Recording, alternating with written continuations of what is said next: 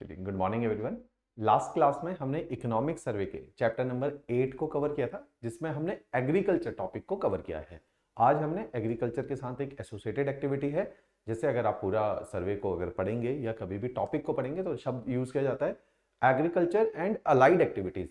आज के इस लेक्चर में हमने चैप्टर नंबर 9 इकोनॉमिक सर्वे का, जिसका नाम है लाइफ स्टॉक, उसको पढ़ना है। Life stock and allied activities. Life stock का क्या मतलब है? जैसे आप अगर अपनी पूरी इकोनॉमी को देखेंगे तो इकोनॉमी के मेजरली 3 एस्पेक्ट रहते हैं हमारे पास। इंडस्ट्रीज एक एस्पेक्ट है, एक एग्रीकल्चर एस्पेक्ट है, एक टूरिज्म एस्पेक्ट है। तो मैंने आपको यही तीनों वाले एरियाज पढ़ाने थे। टूरिज्म हमने पहले भी कर लिया था, चैप्टर नंबर 14 है, पिछली वीडियोस में भी आप देख सकते हैं। एग्रीकल्चर के साथ एसोसिएटेड 2 चैप्टर हैं, चैप्टर नंबर 8 और 9। अगर आप देखेंगे इकोनॉमिक सर्वे से लास्ट ईयर भी जो क्वेश्चंस आए थे वो इन डोमेन से हमेशा ज्यादा रहते हैं, तो ये आपके लिए इंपॉर्टेंट भी है। मेंस के पॉइंट ऑफ व्यू से जीएस 3 के अंदर अगर आप देखोगे इंपॉर्टेंट एक्टिविटी है और आप जीएस 3 सबसे ज्यादा स्कोरिंग पार्ट है मेंस के अंदर, तो उस जीएस 3 में हम जितना अच्छा कंटेंट यहां से निकाल सकते हैं, जितने अच्छे कीवर्ड्स हम यहां से निकाल सकते हैं, उतना ज्यादा हमें बेनिफिट होगा। दूसरा, हमारा कॉन्सेप्ट क्लैरिटी अच्छी होगी तो हमें पता चल जाएगा कहां पे स्ट्रेस करना है और ज्यादा क्वेश्चन पूछे जाने की प्रीलिम्स और मेंस के अंदर संभावनाएं हैं। अगर हम इन तीनों एरियाज को अच्छा भी कर लेते हैं इन टर्म्स ऑफ डेटा, अच्छे का मतलब क्या होता है? मेंस के दृष्टिकोण से और इंटरव्यू के दृष्टिकोण से डेटा अगर हमें याद है, वो डेटा हमें प्रीलिम्स में भी हेल्प करता है, क्योंकि जिस तरह का पेपर लास्ट ईयर हमें देखने को मिला था जिसमें बहुत ज्यादा डेटा ड्रिवन है, इकोनॉमिक सर्वे से जो क्वेश्चन है जिसको हम फैक्ट्स, आप लोग वर्ड यूज करते हैं fact, it is exactly the data, तो हम डेटा शब्द इस्तेमाल करेंगे। तो प्रीलिम्स के अंदर काफी ज्यादा डेटा ड्रिवन इकोनॉमिक सर्वे पूछा गया था। यूपीएससी में डेटा ड्रिवन कम आता है, वहां पे ट्रेंड ड्रिवन आता है, पैटर्न पूछे जाते हैं कि जो लगातार जो है मिल्क की प्रोडक्टिविटी क्या इंक्रीज हो रही है इन द लास्ट डिकेड या डिक्रीज हो रही है, क्या ग्रोथ रेट इंक्रीजिंग ट्रेंड पे है इन द लास्ट डिकेड या डिक्रीजिंग ट्रेंड पे। यूपीएससी ट्रेंड की तरफ ज्यादा पूछता है, हिमाचल के अंदर रेदर देन ट्रेंड वो एग्जैक्ट डेटा आपसे पूछेंगे। तो डेटा हमें अच्छे से दुरुस्त करके जाने पड़ेंगे, वो हमें प्रीलिम्स में हेल्प करेंगे। मेंस में आंसर राइटिंग के अंदर हमारा फोल्डर मटेरियल की तरह डेटा यूज होता है, वो ज्यादा मार्क्स फेच करने में हमें हेल्प करता है। मोर ओवर इंटरव्यू के अंदर अगर आपके कॉन्सेप्ट बहुत अच्छे हैं और डेटा आप बार बार अपने किसी भी उदाहरण को समझाते हुए आप डेटा कोट कर रहे हो, इकोनॉमिक सर्वे कोट कर रहे हो, तो वो आपके आंसर्स के अंदर एक ग्रेविटी लेकर आता है। इस दृष्टिकोण से हमेशा इकोनॉमिक सर्वे पढ़ना चाहिए। आजकल जैसे लास्ट ईयर पहली बार इकोनॉमिक सर्वे बहुत ज्यादा मात्रा में पूछा गया, तो बच्चे जो है इकोनॉमिक सर्वे को रट रहे हैं। जरूरी भी है क्योंकि प्रीलिम्स की रिक्वायरमेंट है, लेकिन आप उसे हमेशा मैक्रो व्यू में देखिए। मैक्रो व्यू का मतलब है कि यही इकोनॉमिक सर्वे आपको मेंस में कैसे हेल्प आउट कर सकता है। तो आपने दिमाग चलाना है कि ये तीनों ही जीएस 3 के एरियाज हैं। इस डेटा के नोट्स आप कुछ इस तरीके से बनाइए, इनको टॉपिक वाइज बनाइए कि जब आप मेंस की भी रिवीजन करें तो यही A4 शीट में नोट्स बनाइए पॉइंटर की फॉर्मेट में, यही A4 शीट की नोट्स जो हैं वो अटैच हो जाएंगे आपके मेंस के साथ। जब आप मेंस को भी दोबारा से प्रीलिम्स क्वालिफाई करने के बाद मेंस को तैयार करोगे तो इन डेटा को इतना स्मार्टली आप अपने आंसर्स के अंदर कोट करना शुरू करोगे कि आपको ज्यादा मार्क्स फैच होंगे। आप समझिए कि अगर आपने 7 से 8 क्वेश्चन इकोनॉमी के आते हैं जीएस 3 के अंदर, और उसके अंदर भी जो हिमाचल इकोनॉमी है वो 4 क्वेश्चन या 3 क्वेश्चन ही आएंगे, उन 3-4 क्वेश्चन में अगर आप डेटा कोट कर लेते हो और एक एक नंबर 2-2 नंबर एक्स्ट्रा ले आते हो तो आप 5-6 नंबर इकोनॉमिक सर्वे की मदद से और उसको स्मार्टली यूज करके भी कमा सकते हो। मेन मोर ओवर इंटरव्यू में भी आप वो रिफ्लेक्ट करोगे, राइट। तो इस दृष्टिकोण से आज का इकोनॉमिक सर्वे हम लोग पढ़ेंगे। मेरा काम क्या होगा, जैसे डेटा मैं याद तो नहीं करवा पाऊंगा आपको पढ़ाते वक्त, मैं स्ट्रेस कर दूंगा कि ये जो डेटा है ये प्रीलिम्स के लिए इंपॉर्टेंट है, ये डेटा आपके जीएस 3 के पोर्शन के लिए इंपॉर्टेंट है। तो आप इसको ज्यादा याद कर लीजिए, या कभी भी एक और चीज देखिए, हम लोग एस्से राइटिंग करते हैं बच्चे ना, तो एस्से में जनरली हम लोग एब्स्ट्रैक्ट बातें कर रहे हैं, है ना। एब्स्ट्रैक्ट बातों का मतलब है कंक्रीट हम कुछ नहीं बोल रहे। अगर आपका एस्से के अंदर भी बहुत अच्छा डेटा कोट करते हो, गवर्नमेंट की स्कीम्स को कोट करते हो, तो वहां पर भी मार्क्स फेच करने के बहुत ज्यादा स्कोप आते हैं। क्योंकि अगर आप देखोगे जो ऐसे भी थीम वाइज आते हैं, सोशल इश्यूज पे ऐसे आते हैं, इकोनॉमिक इश्यूज पे ऐसे आते हैं, या इस तरह के ऐसे आते हैं जो आगे की बात करेंगे, विजन की बात करेंगे कि इंडिया आगे कैसे बढ़े, क्या ड्रीम्स हैं जो इंडिया को अचीव करना है, इंडिया सुपर पावर कैसे बने। तो वहां पर भी ये डेटा देने पड़ेंगे कि सुपर पावर का मतलब है कि इंडिया जो है एग्रीकल्चर सेक्टर में प्रॉस्परस हो, इंडिया जो है फिलोसॉफिकल आगे बढ़े, इंडिया इंडस्ट्रीज में आगे बढ़े, इंडिया ह्यूमन रिसोर्सेज के अंदर आगे बढ़े, एजुकेशन सेक्टर है, हेल्थ सेक्टर है। तो आप एक एक सेक्टर को कोट करोगे, जब आप एक एक सेक्टर को कोट करोगे तो वहां पे डेटा कोट करोगे कि अभी स्थिति क्या है और बेस्ट नेशन दुनिया के क्या जो है किस लेवल पे जा चुके हैं, हमें उनको इमिटेट करने की कोशिश करनी है, राइट। तो इसलिए ये डेटा सारे आपके एस्से में भी काम आते हैं। इसलिए हम देखते हैं कि कुछ बच्चों के एस्से में बहुत अच्छे नंबर आ रहे हैं, कोई बहुत अच्छा एस्से उनके दृष्टिकोण में लिख रहे हैं लेकिन उनके नंबर उतने अच्छे नहीं आ रहे। रीजन क्या है कि आपको ये समझना पड़ेगा कि बहुत अच्छे नंबर ना आना मीन्स आपके एसए के अंदर ग्रेविटी की कमी है, राइट। तो ये सारे काम हम लोगों ने इकोनॉमिक सर्वे से करने। तो आज के इस लेक्चर में टूरिज्म हमारा डन है, एग्रीकल्चर चैप्टर 8 डन है, आज हम चैप्टर 9 पढ़ रहे हैं। नेक्स्ट मैं आपको कुछ दिनों के बाद हो सकता है कल ही आपका एक और चैप्टर पढ़ाने, चैप्टर नंबर 10, जिसके अंदर मैंने एनवायरमेंट, फॉरेस्ट्री, क्योंकि अलाइड एक्टिविटी का पार्ट है, एंड वाटर रिसोर्स मैनेजमेंट करके एक चैप्टर नंबर 10 है, वो भी मैंने आपको पढ़ाना है। उसके बाद फिर मैंने इंडस्ट्रीज चैप्टर आपको कवर करवाना है ताकि जीएस 3 पे आपका अच्छा ग्रिप आ जाए। जीएस 3 में जैसे इस बार रैंक 2 है अंशु, उनका 104 स्कोर है। हमारे कुछ एक स्टूडेंट है, जितेंद्र है, धीरज है, जो हमारे साथ टेस्ट सीरीज में जुड़े थे, इनके जीएस 3 के अंदर बहुत अच्छे नंबर आए हुए। तो अगर हम जीएस 3 को मैनेज करना सीख जाए तो जीएस 3 ही हमें सिलेक्शन की तरफ लेके जाता है। लास्ट ईयर भी हमारे एक स्टूडेंट थे विपिन, जिनके रैंक 4 आए थे और हाईएस्ट मार्क्स थे जीएस के अंदर। जीएस 3 में उनके 120 मार्क्स थे। ऐसे एक हमारा स्टूडेंट था अभिषेक, 109 was his score if I could remember it correctly। तो 109 और 119 was the score in GS3। तो ये बड़े रिवॉर्डिंग सब्जेक्ट्स हैं, राइट। चलिए, तो अब मैंने जो आपका इकोनॉमिक सर्वे के ये जो टॉपिक है जिसमें लाइफ स्टॉक हम पिक कर रहे हैं, इसके लिए मैंने कुछ एक रेफरेंसेस, ताकि आपको मैक्रो पिक्चर समझ आए। इंडियन गवर्नमेंट का, यूनियन गवर्नमेंट का इकोनॉमिक सर्वे भी मैंने इसमें कोट किया हुआ है ताकि आपके पास अच्छे डेटा आ जाए और आपको एक अंडरस्टैंडिंग डेवलप हो जाए। दूसरी बात, हमेशा एक चीज याद रखो, हम लोगों ने जब तैयारी करी थी तब 5 ईयर प्लान 12th आया हुआ था। हमने पूरा 12th 5 ईयर प्लान के 1300-1400 पेजेस की रिपोर्ट थी, शायद 1400 पेजेस की रिपोर्ट थी, पूरी रिपोर्ट इन एंड आउट पड़ी हुई थी। तो उससे क्या होता था, मेंस में बहुत अच्छे नंबर आते थे, इंटरव्यू में ग्रेविटी आती थी। आपने क्या करना है कि गवर्नमेंट ऑफ इंडिया की अलग अलग, जैसे अगर हम एग्रीकल्चर कर रहे हैं तो आपने जरूर एग्रीकल्चर मिनिस्ट्री की वेबसाइट को गो थ्रू करना है और उसके इनिशिएटिव, उसका विजन, उसके ऑब्जेक्टिव को जरूर पढ़ना है। उसमें बहुत अच्छे कीवर्ड्स आपको देखने को मिलते हैं जो एसे और आंसर राइटिंग में आपको अच्छे मार्क्स दिलवाते हैं। कीवर्ड्स की गेम है। तो ये जो आपने वेबसाइट देखी है, ये इसीलिए मैंने इसका स्नाइपेट लगाया हुआ है ताकि आप इसको एक बार गो थ्रू जरूर कर लीजिए। इसी के साथ रेफरेंसेस में आपने हिमाचल गवर्नमेंट की वेबसाइट है फिशरी डिपार्टमेंट, जिसमें एनिमल हस्बेंड्री सारा डाला हुआ है, उसको भी जरूर पढ़ेंगे। ये जो डेटा आपका इकोनॉमिक सर्वे उठा रहा है वो इन्हीं वेबसाइट को कोट करते हुए उठाता है। तो यहाँ पे ऑलरेडी डेटा दिए हुए हैं, यही डेटा आपके काम आ जाएंगे। जैसे अगर फॉरेस्ट के बारे में पढ़ना है तो मिनिस्ट्री ऑफ फॉरेस्ट्री, आप यूनियन गवर्नमेंट की भी पढ़ोगे, MOEFCC है ना, ministry of environment, forest and climate change, तो वो मिनिस्ट्री है। ऐसे ही हिमाचल सरकार की भी फॉरेस्ट्री, मिनिस्ट्री ऑफ फॉरेस्ट्री की वेबसाइट है, उसको गो थ्रू करो। उसमें सारा विजन क्या है, क्या हमारा एम है, क्या ऑब्जेक्टिव है और कैसे हम अचीव कर रहे हैं अलग अलग स्कीम के द्वारा, वो सब कुछ उसके अंदर दिया होगा, राइट। चलिए, तो पहले मैं इंडियन गवर्नमेंट के इकोनॉमिक सर्वे के 3 स्नाइपेट्स मैंने लिए हैं। वो स्नाइपेट लेने का ऑब्जेक्टिव क्या है, आप गवर्नमेंट के विजन को समझने की कोशिश कीजिए कि गवर्नमेंट इस मिनिस्ट्री, जिसमें एनिमल हस्बेंड्री है, जिसमें फिशरी है, इससे क्या अचीव करना चाहती है इकोनॉमी के अंदर और कैसे लोगों के लिए भला करना चाहती है। क्योंकि गवर्नमेंट का मेन ऑब्जेक्टिव क्या है, development of the nation. Development of the nation का मतलब है कि लोगों की डेवलपमेंट करना। तो गवर्नमेंट ऑफ इंडिया कहती है कि अब एक एक वर्ड को बहुत ध्यान से सुनना, ये सब कीवर्ड्स हैं और आपने इन कीवर्ड्स को A4 शीट में ऊपर लिख लेना, लाइफ स्टॉक है ना, और उसके अंदर ये कीवर्ड्स लिखने लग जाना, ब्रॉड ऑब्जेक्टिव लिखने लग जाना। इन कीवर्ड्स को कोशिश करना आपके आंसर्स में, आपकी डे टू डे लाइफ की भाषा के अंदर ये कीवर्ड्स आ जाने चाहिए। अब गवर्नमेंट बोलती है कि हम लोगों ने विजन क्या रखा है। देखो गवर्नमेंट का विजन क्या है कि क्या लाइफ स्टॉक सेक्टर से गवर्नमेंट एक्सपेक्ट कर रही है, अपेक्षा क्या है गवर्नमेंट की। अपेक्षा क्या है, गवर्नमेंट कहती है augment crop and livestock productivity. शब्द देखो, प्रोडक्शन यूज नहीं कर रही सरकार वर्ड यूज करिए productivity. Now is the time of productivity. Productivity शब्द को समझिए, देश के अंदर धीरे धीरे आप लैंड का अगर अरेंजमेंट देखेंगे, लैंड यूज पैटर्न को देखेंगे, लैंड यूज पैटर्न का मतलब है किस तरह से जमीन को इस्तेमाल किया जा रहा है। With the passage of time, आप जमीन के ऊपर देखो स्ट्रक्चर क्या खड़े, हिंदुस्तान में तकरीबन 45% जमीन के ऊपर हम लोग कहते हैं नेट सोन एरिया है, खेती की जा रही है 45% जमीन पे। कुछ जमीन के ऊपर शहर बसे, हम लोग चंडीगढ़ में रहते हैं तो चंडीगढ़ जमीन पे खेती तो नहीं हो रही है, ये तो सेटलमेंट है।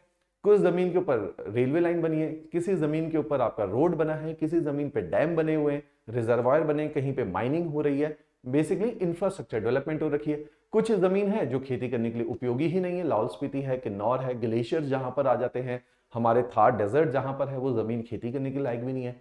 तो ऐसे हिंदुस्तान की जमीन अलग अलग हिस्सों में और अलग अलग पैटर्न के अंदर बटी हुई है, उनकी यूसेजेस अलग अलग है। With the passage of time, agriculture के लिए आप वर्ड यूज करोगे, with the passage of time the land under agriculture is shrinking. एक सबसे बड़ी समस्या है, ये हिंदुस्तान की नहीं पूरे देश दुनिया की समस्या है जनसंख्या बढ़ रही है तो उनको रहने के लिए जगह देनी पड़ेगी, उनको फैक्ट्रीज लगानी पड़ेगी, इंफ्रास्ट्रक्चर डेवलप करने के लिए स्पेस चाहिए। तो धीरे धीरे आपका जो लैंड एरिया अंडर एग्रीकल्चर है वो घट रहा है। तो इसलिए हम खेती के लिए भी शब्द इस्तेमाल आजकल कर रहे हैं जो इन्होंने बहुत स्मार्टली यूज किया है, ऑगमेंट क्रॉप प्रोडक्टिविटी। तो अगर आप एक जमीन से, एक खेत जो 1 हेक्टेयर का है, 1 कैनाल का है, 1 बिस्वा का है, तो उस खेत से आप ज्यादा से ज्यादा फसल पैदा करने की कोशिश करोगे। अगर ये कोशिश करते हो कम जमीन से ज्यादा फसल पैदा करने की, तो आप प्रोडक्टिविटी के ऊपर काम करे हो। तो इन फ्यूचर ग्रीन रेवोल्यूशन के टाइम पे हमने जो प्रोडक्शन बढ़ाई थी, देश के अंदर ज्यादा अन्न पैदा किया था, उत्पादन किया था, उसके पीछे थोड़ा प्रोडक्टिविटी था और बहुत सारा land area under agriculture was increased during the green revolution. मैंने कई बार एग्जांपल भी दिया है, जो रोपड़ वाली बेल्ट है, पंजाब के साथ सटे हुए वो हिस्से जो हिमाचल के फुटहिल्स के तराई एरिया से, रोपड़, होशियारपुर, पठानकोट, यहां पहले बहुत ज्यादा खेती नहीं होती थी, जनसंख्या कम थी, लोग नहीं खेती करते थे, लेकिन धीरे धीरे यहां पर भी खेती शुरू कर दी। ऊना के अंदर बहुत ज्यादा खेती करने लगे, कांगड़ा के अंदर खेती करने लगे, बिलासपुर के अंदर खेती करने लगे। इन हिस्सों में बहुत बाद में एग्रीकल्चर इंटेंसिवली यूज किया गया है। ग्रीन रेवोल्यूशन आज से 50 साल पहले ही ये प्रथा शुरू हुई है। तो मींस हमने पहले लैंड जो प्रोडक्शन है वो बढ़ाई थी, लैंड एरिया अंडर एग्रीकल्चर को इंक्रीज करके। आज हमारा लैंड एरिया घट रहा है, आज भी प्रोडक्शन बढ़ानी है, लेकिन गवर्नमेंट ने कहीं पर भी प्रोडक्शन शब्द इस्तेमाल नहीं किया। गवर्नमेंट ने बोला आज आपको प्रोडक्टिविटी के ऊपर काम करना है। Same goes with the life stock sector. अगर आपके पास देश के अंदर 1 लाख गाय थी, कैटल्स थे, वो 1 लाख गाय 10 लाख किलो दूध देती थी, तो अब आपने कोशिश करनी है सेम 1 लाख गाय से 20 लाख लीटर दूध पैदा करो, इसको बोला जाएगा प्रोडक्टिविटी। तो अब ये मैं इसलिए डिटेल में इसलिए बता रहा हूं कि गवर्नमेंट की जितनी भी स्कीम चलेंगी आपकी, हिमाचल सरकार और नेशनल गवर्नमेंट की, वो प्रोडक्टिविटी को इंक्रीज करने के लिए चलेंगे। तो गवर्नमेंट प्रोडक्टिविटी को कैसे इंक्रीज करेगी, आगे मैं डिटेल में एक पूरा सप्लाई चेन मैकेनिज्म बनाऊंगा कि जैसे जैसे लाइफ स्टॉक सेक्टर में गवर्नमेंट इसलिए एफर्ट डालती है इतना ज्यादा कि आपको कैटल से ज्यादा मिल्क प्रोडक्शन को इंक्रीज करना है, तो हम एक ही कैटल से ज्यादा दूध पैदा करने की कोशिश करें। ये तो मैं केवल कैटल की बात कर रहा हूं, सेम आपको प्रोडक्टिविटी मीट के अंदर दिखेगी, प्रोडक्टिविटी फिशरी के अंदर दिखेगी। प्रोडक्टिविटी का मतलब है कि अगर हमारे पास पौंग डैम के अंदर एक साल में 10 लाख टन फिश प्रोड्यूस हो रही है, 10 टन फिश प्रोड्यूस हो रही है, हम कोशिश करेंगे सेम रिजर्वायर से 20 टन प्रोड्यूस हो, इसको बोला जाएगा प्रोडक्टिविटी। धीरे धीरे सरकार हर चीजों के अंदर प्रोडक्टिविटी एनहेंस करने की कोशिश करिए, तो ये कीवर्ड है। तो गवर्नमेंट का ऑब्जेक्टिव है to augment crop and livestock productivity, इसलिए ये कीवर्ड्स बहुत इंपॉर्टेंट है। तो आप इनके पीछे के कहानी को समझिए और इन कीवर्ड्स को अपनी भाषा के अंदर उतार लीजिए। दूसरा गवर्नमेंट करती है, देखो कितना अच्छा वर्ड है, एंश्योर सर्टेनिटी ऑफ रिटर्न। ये बहुत अच्छी टर्म है, सर्टेनिटी ऑफ रिटर्न, ये ह्यूमन साइकोलॉजी के ऊपर प्ले कर रही है। धीरे धीरे अब गवर्नमेंट क्या फेस कर रही है, अगर कोई पूछा कि एग्रीकल्चर में क्राइसिस क्या है, एग्रीकल्चर का क्राइसिस है, आप हिमाचल से बिलोंग करते हैं, आप देखोगे कि कोई खेती नहीं करना चाहता। आप लोग भी पढ़ रहे हो, आप एचएस की तैयारी कर रहे हो, लाइट की तैयारी कर रहे हो, आपके पेरेंट्स लोग, कुछ लोगों के पेरेंट्स आज भी फार्मर्स हैं, कुछ लोगों के पेरेंट्स एक जनरेशन पहले स्कूल जाके पढ़ लिख गए थे, उन्होंने सरकारी नौकरी कर ली या प्राइवेट नौकरी कर ली, उन्होंने फार्मिंग नहीं करी। तो धीरे धीरे एक ट्रेंड देश में देखने को मिला, पिछली जनरेशन से स्टार्ट हो गया था, लोग खेती के अलावा कुछ और करना चाहते हैं। इसका कारण क्या है, with the passage of time जो खेती में मेहनत लगती है, उस मेहनत के रिटर्न में जो पैसा कमाया जाता है वो बहुत कम होता है। तो धीरे धीरे लोग क्या कर रहे हैं, खेती को छोड़ रहे हैं। अगर इसी दर से लोग खेती को छोड़ेंगे, गवर्नमेंट के सामने 2 समस्याएं खड़ी हो जाएंगी। आज हिमाचल में मान लो हमारे पास 68 लाख पॉपुलेशन में से 30 लाख लोग तो अभी भी खेती कर रहे हैं, मान लो वो 30 लाख लोग 2-3 साल के अंदर 15 लाख रह जाएंगे। तो गवर्नमेंट के लिए कितनी बड़ी सरदर्दी है, जो 15 लाख लोगों ने खेती छोड़ दी, वो क्या करेंगे। इतनी गवर्नमेंट जॉब तो निकल नहीं रही, आप तो देख ही रहे हिमाचल के अंदर कितनी गवर्नमेंट जॉब क्रिएट होती है। हिमाचल तो तब भी अच्छा राज्य है जो हिली स्टेट होने के बाद भी इतना सिस्टमेटिक वे में एग्जामिनेशन कंडक्ट करवा पाता है और सरकारी नौकरी क्रिएट करता है। अगर आप अपने नेबरिंग स्टेट के हालात को देखोगे, पंजाब के बुरे हाल है, हरियाणा के उससे भी बुरे हाल है, यहाँ तो गवर्नमेंट जॉब क्रिएट ही नहीं कर रही। प्राइवेट सेक्टर यहाँ पर नहीं है, पंजाब में कोई प्राइवेट कंपनी काम नहीं कर रही, छोटी मोटी एमएसएमई काम करती है। हरियाणा के अंदर अपार्ट फ्रॉम एनसीआर एरिया, यहाँ पर भी बड़ा इंडस्ट्रियलाइजेशन नहीं डेवलप हुआ। और हिमाचल के अंदर सबसे बड़ी समस्या है, being a hilly area, industrialisation के ऊपर एक लिमिट है, इससे ज्यादा इंडस्ट्रियलाइजेशन नहीं हो सकता। तो प्रॉब्लम क्या है कि गवर्नमेंट चाहती नहीं है कि लोग खेती को छोड़ें, और खेती गवर्नमेंट चाहती है कि उनसे करवाएं। दूसरा बड़ी समस्या है कि अगर वो मेहनत करके पैसा भी नहीं करा रहे तो खेती करवाने का फायदा क्या है।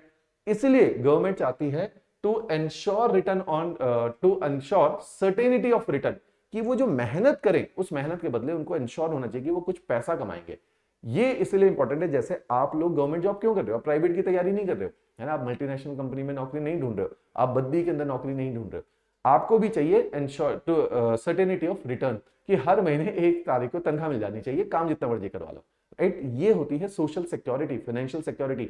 इसलिए जब तक एग्रीकल्चर सेक्टर, ये सोशल, और आप ये वर्ड यूज कर सकते हो, in the today's scenario, agriculture sector is not offering social and financial security to the farmers. That's why government is experiencing कि people are leaving agriculture as an economic activity. इसलिए सरकार ने कुछ साल पहले नारा दिया था doubling the farmer income by 2022, कि हम प्रयास करेंगे कि फार्मर ज्यादा से ज्यादा पैसा कमाए। वो प्रयास कैसे करेगी वो अभी मैं बताता हूँ, राइट। तो इसलिए गवर्नमेंट, इसलिए आपको मैं ये इकोनॉमिक सर्वे मैक्रो व्यू में क्यों पढ़ा रहा हूं, ताकि आप इन कीवर्ड्स के साथ रेजोनेट कर, जितना ज्यादा आप रेजोनेट और सिंक्रोनाइज कर पाओगे, आप इन कीवर्ड को अपनी शब्दावली में तभी उतार पाओगे। आप लोग इसलिए इन कीवर्ड्स को अपनी शब्दावली में, जैसे हम लोग तो इंटरव्यू लेते हैं, तो जब हमने आईएएस के इंटरव्यू लेते हैं और जब एचएएस के इंटरव्यू लेते हैं, इंटरव्यूज के अंदर आंसर्स में जमीन आसमान का फर्क होता है। इसलिए हिमाचल से अगर आप देखोगे यूपीएससी के अंदर सिलेक्शंस बहुत ज्यादा नहीं है। रीजन क्या है, हम एचएएस की तैयारी करते हैं और हम यूपीएससी का पेपर है वो भी दे आते हैं, हमें लगता है हम एचएएस में थोड़ा बहुत ठीक परफॉर्म कर रहे हैं तो यूपीएससी भी निकल जाएगा। जमीन आसमान का फर्क है, यूपीएससी यहां है तो एचएएस अभी भी यहीं पर ही है, इवन इफ इट प्रीलिम्स और even if it is mains, दोनों के अंदर लेवल का जमीन आसमान का फर्क है। इसीलिए जब भी हम यूपीएससी के बच्चों के इंटरव्यू लेते हैं तो वो इन शब्दावली, आंसर चेक करते हैं, इन शब्दावली को बहुत ज्यादा यूज करते हैं। वो इंटरनलाइज आपको भी करना पड़ेगा अगर उस स्टैंडर्ड पे आपने अपने लेवल को उठाना है। तो आप बोलोगे कि certainty of return agriculture government, ये देखो ये जो सारे वर्ड्स हैं इसको आप लिख सकते हो कि गवर्नमेंट का विजन क्या है लाइफ स्टॉक सेक्टर को लेके। गवर्नमेंट का एक विजन है कि प्रोडक्टिविटी बढ़नी चाहिए लाइफ स्टॉक और क्रॉप के, दूसरा विजन है सर्टेनिटी ऑफ रिटर्न आने चाहिए फार्मर के। इसीलिए गवर्नमेंट आजकल देखो हरियाणा के किसान सनफ्लावर है ना, सूरजमुखी के ऑयल सीड्स जो है उसको लेके एमएसपी की बात करें, प्राइस सपोर्ट की बात करें, तो किसान को क्या चाहिए यार, मेरे को सर्टेनिटी ऑफ रिटर्न मिले। अगर मैं कोई खेती करूं और इस जो खेती से जो फसल पैदा की है इसको बेचने अगर जाऊं तो कोई ना कोई ग्राहक मेरे पास रेडी होना चाहिए जो ठीक दाम में मेरी फसल को खरीद ले। इसको बोला जाता है प्राइस सपोर्ट। तो गवर्नमेंट का काम क्या है, टू एंश्योर प्राइस सपोर्ट। ये प्राइस सपोर्ट क्यों एंश्योर किया जाता है, to ensure certainty of returns from agriculture, नहीं तो लोग खेती छोड़ देंगे 5-10 साल के बाद। दूसरी बात, तीसरी बात देखो, गवर्नमेंट एक और चीज पे बहुत ज्यादा फोकस करिए, विजन है गवर्नमेंट का क्रॉप की डाइवर्सिफिकेशन, कि केवल खेती मत करते रहो, कुछ और भी काम करो, अलाइड भी करो। अच्छा खेती में गेहूं उगाते हो तो गेहूं के अलावा कुछ और भी उगाया करो, राइट। तो क्रॉप डाइवर्सिफिकेशन गवर्नमेंट का एक बहुत बड़ा ऑब्जेक्टिव है। न्यूट्रिशनल सिक्योरिटी लाता है, फार्मर को एक एक्स्ट्रा इनकम का कुशन प्रोवाइड करता है क्रॉप डाइवर्सिफिकेशन। फिर देखो इंप्रूव मार्केट इंफ्रास्ट्रक्चर, इस पे गवर्नमेंट बहुत ज्यादा काम कर रही है कि जो भी मार्केटिंग का इंफ्रास्ट्रक्चर है उसको इंप्रूव कर रही है। मार्केटिंग का इंफ्रा क्या है, मार्केट एक ऐसी प्लेस है, हम लोग मॉल जाते हैं वो हमारे लिए मार्केट है। मॉल एक ऐसी प्लेस है, एक ऐसा प्लेटफॉर्म है जहां पे जो बेचना चाहता है अपने सामान को वो भी मौजूद है, जो खरीदना चाहता है वो भी मौजूद है। तो अगर आपके पास मार्केटिंग का ये प्लेटफॉर्म जितना बड़ा होगा, जैसे चंडीगढ़ के अंदर एक मॉल है इलांटे मॉल, इलांटे मॉल में जैसे हम लोग अब ओवर ऑफ टाइम रियलाइज होता है कि लोग पंजाब से स्पेशली चंडीगढ़ एक दिन घूमने आते हैं इलांटे मॉल को लेके। तो वो एक ऐसा मार्केटिंग का प्लेटफॉर्म बन गया जिसकी इतना पॉपुलर बेस है कि दुनिया दूर दूर से वहां चीजें खरीदने आती है। अच्छा एक और, ये तो हो गया फिजिकल प्लेटफॉर्म। तो गवर्नमेंट मार्केटिंग का फिजिकल इंफ्रास्ट्रक्चर अच्छा क्रिएट करेगी, क्यों, क्योंकि आप समझो एक बहुत बड़ी मंडी अगर गवर्नमेंट ने बनाई जहां हर कुछ सिस्टमेटिक है, बड़े बड़े कोल्ड स्टोरेजेस हैं, है ना, जैसा हम मॉल में देखते हैं। आप सोचो इस लेवल पे फार्मर को डायरेक्ट एक्सेस अगर गवर्नमेंट दे दे ग्राहक को लेके, तो उससे क्या बेनिफिट होगा कि ग्राहक बहुत दूर से आ रहा होगा, वो ग्राहक दूर से आ रहा होगा। मान लो महाराष्ट्र के अंदर एप्पल नहीं है, महाराष्ट्र के अंदर व्हीट नहीं है, या ऐसी कोई चीज जो हिमाचल उगाता है वो महाराष्ट्र के पास नहीं है। अगर आपकी मार्केट इंफ्रास्ट्रक्चर इतना बड़ा होगा, अगर आपके पास मार्केटिंग प्लेटफॉर्म इतना अच्छा होगा, तो दूर दूर से स्टेट से बड़े बड़े विक्रेता वहां पर आएंगे, आपसे सामान खरीदेंगे और अपने स्टेट में वापस जाएंगे। तो आपका मार्केट साइज इंक्रीज हो जाएगा। अगर आपका मार्केट साइज इंक्रीज होगा तो आपकी जेब में ज्यादा पैसा आएगा। दूसरी बात, धीरे धीरे डिजिटलाइजेशन की तरफ भी चीजों को जाना चाहिए। आज हम देखते हैं, हम घड़ी खरीदनी है तो फ्लिपकार्ट ओपन कर लेते हैं, किताब खरीदनी है तो फ्लिपकार्ट कर लेते हैं, घर का कोई सामान खरीदना है तो फ्लिपकार्ट। तो Flipkart is a marketing platform, it's a marketing, digital marketing infrastructure. तो ऐसा ही डिजिटल मार्केटिंग इंफ्रास्ट्रक्चर हमें खेती में भी लेकर आना है, ताकि किसान का मार्केट रीच बढ़ जाए। मार्केट रीच का मतलब है कोई बहुत दूर बैठा हुआ व्यक्ति भी कोई प्रोडक्ट हिमाचल से, जैसे एचपीएमसी है, उससे खरीद सकता है, राइट। तो ये सारे क्या मार्केटिंग के प्लेटफॉर्म्स हैं। तो गवर्नमेंट इन्हीं चीजों के ऊपर काम करे, improve marketing, market infrastructure. improve working on the crop diversification, augmenting the productivity of the farmer, right? तो ये सारे हमारे विजन हैं गवर्नमेंट के। इन विजन को अचीव करने के लिए गवर्नमेंट ने कुछ तरीके अपनाए कि कैसे अचीव किया जाए। गवर्नमेंट कहती है जी सबसे पहले क्रेडिट अवेलेबिलिटी करवाओ। अगर कुछ भी किसान को सपोर्ट करना है, किसान को सपोर्ट के लिए जो सबसे बड़ा हिकअप सामने आता है वो है क्रेडिट फैसिलिटी। मान लीजिए एक हमने भैंस भी खरीदी है, 1 लाख रुपए की, 1.5 लाख रुपए की भैंस है, गाय है 1 लाख रुपए की है, तो पैसा कहां से आएगा? अगर उसको आप बोलते हो कि यार मिल्क प्रोडक्शन बढ़ा ले, बहुत ज्यादा मिडिल क्लास, देखो मिडिल क्लास राइज कर रहा है इस देश के अंदर, लोगों के पास पैसा आ रहा है, जब पैसा आएगा तो लोगों का फूडिंग पैटर्न चेंज होता है। आप देखो ना आज के डेट में स्विगी और जोमेटो क्यों चल रहे हैं शहरों में, क्योंकि लोगों की जेब में पैसा है कि वो बाहर से चीजों को अफोर्ड कर सकते हैं। इसलिए आप देखोगे कि धीरे धीरे लोगों की जेब में पैसा बढ़ रहा है, तो उनका फूडिंग पैटर्न, वो ज्यादा मिल्क को, अभी हम डेटा भी देखेंगे, ज्यादा मिल्क को कंज्यूम कर सकते हैं। हमें पता है ज्यादा मिल्क को कंज्यूम तो कर सकते हैं, लेकिन हम सप्लाई नहीं बढ़ा पा रहे। क्यों? क्योंकि किसान तो गरीब है, वो मिल्क प्रोडक्शन को बढ़ा नहीं पा रहा। उसको बढ़ोतरी लाने के लिए मिल्क प्रोडक्शन में, जैसे आज इंडिया इज नंबर 1, लेकिन per capita consumption of milk is very poor in India. एक एवरेज व्यक्ति कितना ही मिल्क पीता है? हिंदुस्तान में तो हम चाय में जो मिल्क पी लिया, उसके अलावा तो कोई फूड मिल्क कंज्यूम ही नहीं करता, क्योंकि फूडिंग पैटर्न का पार्ट नहीं है। क्यों नहीं है? 2 चीजें हैं। पहले पार्ट क्यों नहीं रहा? क्योंकि जेब में पैसा नहीं था, तो मिल्क पिया नहीं है बहुत ज्यादा, और दूसरा अवेयरनेस नहीं है कि milk could be a very good diet for a person. तो इसलिए आप क्रेडिट फैसिलिटी बढ़ाओ, किसान की क्षमता बढ़ेगी कि वो ज्यादा प्रोडक्शन करेगा किसी भी चीज की, चाहे वो एप्पल प्रोडक्शन है, चाहे वो मिल्क प्रोडक्शन है। तो गवर्नमेंट आज की डेट में इस पे बहुत सीरियसली काम करिए कि किसान को रूरल एरियाज में क्रेडिट फैसिलिटी जब तक आप अच्छी नहीं दोगे, तब तक किसान कभी भी पैसा नहीं कमा सकता। बिजनेसमैन कैसे पैसा कमाता है? आप देखो ना, बड़े बड़े बिजनेसमैन पे आजकल रिपोर्ट्स आ रही थी कि अदानी पे बहुत एलिगेशन लग रही है कि इतना बड़ा कर्ज है उसके ऊपर। अगर आप विजय माल्या को देखोगे, इतना बड़ा कर्ज है, तो कोई भी बड़ा बिजनेसमैन बिना क्रेडिट फैसिलिटी के नहीं खड़ा हो सकता, बैंक्स के बिना नहीं खड़ा हो सकता। बैंक से तो उसे स्पॉन्सर करेंगे, शुरू में पैसा देंगे, फाइनेंस देंगे, ताकि वो पैसा को से और पैसा बना सके। Same is the case with farmer. अगर किसान को आप पैसा नहीं दोगे तो वो और पैसा नहीं बना पाएगा। तो हम लोगों ने क्या करना है, क्रेडिट फैसिलिटी पे गवर्नमेंट काम करी। जो हमारी जनधन योजना है वो यही फाइनेंशियल इंक्लूजन क्रेडिट फैसिलिटी के ऊपर काम कर रही थी। क्लियर? ऐसे ही गवर्नमेंट कहती है कि हमने फैसिलिटेट करना है मैकेनाइजेशन को। मैकेनाइजेशन क्यों? अगर हम मिल्क प्रोडक्शन हाथ से करें तो आपकी ज्यादा लेबर रिक्वायरमेंट है, मिल्क प्रोडक्शन उतनी ज्यादा नहीं होगी। अगर वो मैकेनाइज्ड कर दोगे चीजों को तो चीज आसान होगी। अगर एग्रीकल्चर में मैकेनाइजेशन ले आओगे तो आपकी प्रोडक्शन बढ़ जाएगी, काम आसान हो जाएगा। तो मैकेनाइजेशन हमेशा एफिशिएंसी लेकर आता है और प्रोडक्शन को इंक्रीज करने का काम करता है। तो हमने यही करना है इकोनॉमी के अंदर, प्रोडक्शन को इंक्रीज करना है, प्रोडक्टिविटी को इंक्रीज करना है। मैकेनाइजेशन इस टारगेट को रीच करने में हेल्प करता है। तो ये तो हो गए विजन, करना क्या चाहती है, कैसे, हाउ। ये ऐसे होगा कि गवर्नमेंट चाहती है कि ऑगमेंटेशन हो क्रॉप प्रोडक्टिविटी में। कैसे हो जी? मैकेनाइजेशन के थ्रू, क्रेडिट फैसिलिटी के through, boosting horticulture and organic farming. एक गवर्नमेंट का एक नया और ऑब्जेक्टिव है कि एग्रीकल्चर के अंदर ऑर्गेनिक फार्मिंग को प्रमोट किया जा रहा है, क्योंकि हम सस्टेनेबल एग्रीकल्चर के ऊपर अब चर्चा करते हैं। हम सिंपल एग्रीकल्चर की बात नहीं करते, हम एग्रीकल्चर को सस्टेनेबल लेवल पे लाने की बात करते हैं। तो ये कीवर्ड्स को मैंने इतना ज्यादा डिटेल में आपको इसलिए समझाया, अब आपको इकोनॉमिक पढ़ना समझना आसान हो जाएगा, क्योंकि गवर्नमेंट ने इकोनॉमिक सर्वे में क्या किया, डेटा थ्रो किए हुए। आपको नहीं पता यार ये डेटा कैसे यूज करने, क्योंकि जब आप मेंस आंसर राइटिंग करते हो, इंटरव्यू में जाते हो या अपने कंटेंट को एनरिच करते हो, तो जब तक आपको ब्रॉड ऑब्जेक्टिव नहीं पता होगा कि कैसे गवर्नमेंट ने ये सारा जो इकोनॉमिक सर्वे है ये कनेक्टेड है, गवर्नमेंट की सोच क्या है, क्योंकि गवर्नमेंट ने वो सोच नहीं लिखी, गवर्नमेंट ने सीधा कीवर्ड लिख लिया और डेटा डाल दिया। तो आपसे ये अपेक्षा है कि आप इसको अपने लेवल को उठाओगे और उसको पिरोलोगे पूरे इकोनॉमिक सर्वे को। तो मेरा अभी काम क्या है कि पूरे इकोनॉमिक सर्वे में एक ढांचा आपको दे देना, एक स्ट्रक्चर दे देना, ताकि इकोनॉमिक सर्वे आपके लिए पढ़ना आसान हो जाए। नहीं तो आप देखोगे डेटा ही डेटा डेटा ही डेटा, रटा ही नहीं जाता इतना डेटा। और दूसरा, आपके पास अगर कोई सांचा नहीं होगा, ढांचा नहीं होगा, तो आप उस डेटा को रटना भी बड़ा मुश्किल होता है, लूज डेटा हो जाएगा। तो हम उसको बांध देंगे, पिरो लेंगे इस लेक्चर में, राइट। देखिए अब ये इंडियन गवर्नमेंट का इकोनॉमिक सर्वे है, अभी 3-4 स्लाइड्स उसी की है, ऊपर आपका लिखा भी है कि इकोनॉमिक सर्वे इंडियन गवर्नमेंट। अब इकोनॉमिक सर्वे में गवर्नमेंट देखो, कुछ एक डेटा में मैं बात करूंगा कि धीरे धीरे आपकी ग्रोथ ठीक आ रही है। लाइफ स्टॉक सेक्टर के अंदर ग्रोथ 8% के आसपास है, ये बहुत इंपॉर्टेंट है। देखो ये पॉइंट, सन 1990 के बाद, एक चीज मैं आपको बताऊंगा, ये कई बार हिमाचल के अंदर मेंस में क्वेश्चन आया है, 1990 के बाद पूरे देश के अंदर ग्रोथ रेट मनमोहन सिंह जी थे 8% के बियॉन्ड थी, जो कि बहुत ही बढ़िया थी, क्योंकि उससे पहले इकोनॉमी आपकी 3% 4% से ग्रो किया करती थी। तो इतनी अच्छी जो है इकोनॉमी बाकी सारी चल रही है, लेकिन agriculture was growing at the growth rate of less than 4%। कि पूरी इकोनॉमी में जो सर्विस कर रहा आदमी, जो जॉब कर रहा आदमी, वो तो पैसा की उसके पैसे की वृद्धि 8% 10% के रेट से हो रही है, लेकिन जो बेचारा खेती कर रहा है उसके पैसे की वृद्धि 4% से हो रही है।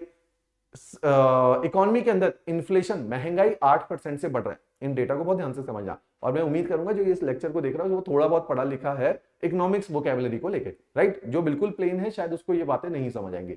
तो 1990 के बाद आपके पूरे देश के अंदर लोग पैसा कमा रहे हैं। आप वो दौर समझो कि 90s के बाद क्रिकेटर्स बहुत पॉपुलर हो गए, स्टार्स जो कि आपके सेलिब्रिटीज हैं, जो कि फिल्म स्टार्स हैं, ये एकदम से बहुत पॉपुलर हो गए। एडवर्टीजमेंट आ गई थी क्योंकि पैसा कमा रहे हैं सारे लोग, तो पूरा देश पैसा कमा रहा है, किसान बेचारा पैसा नहीं कमा रहा। महंगाई बढ़ रही है, किसान बेचारा पैसा नहीं कमा रहा।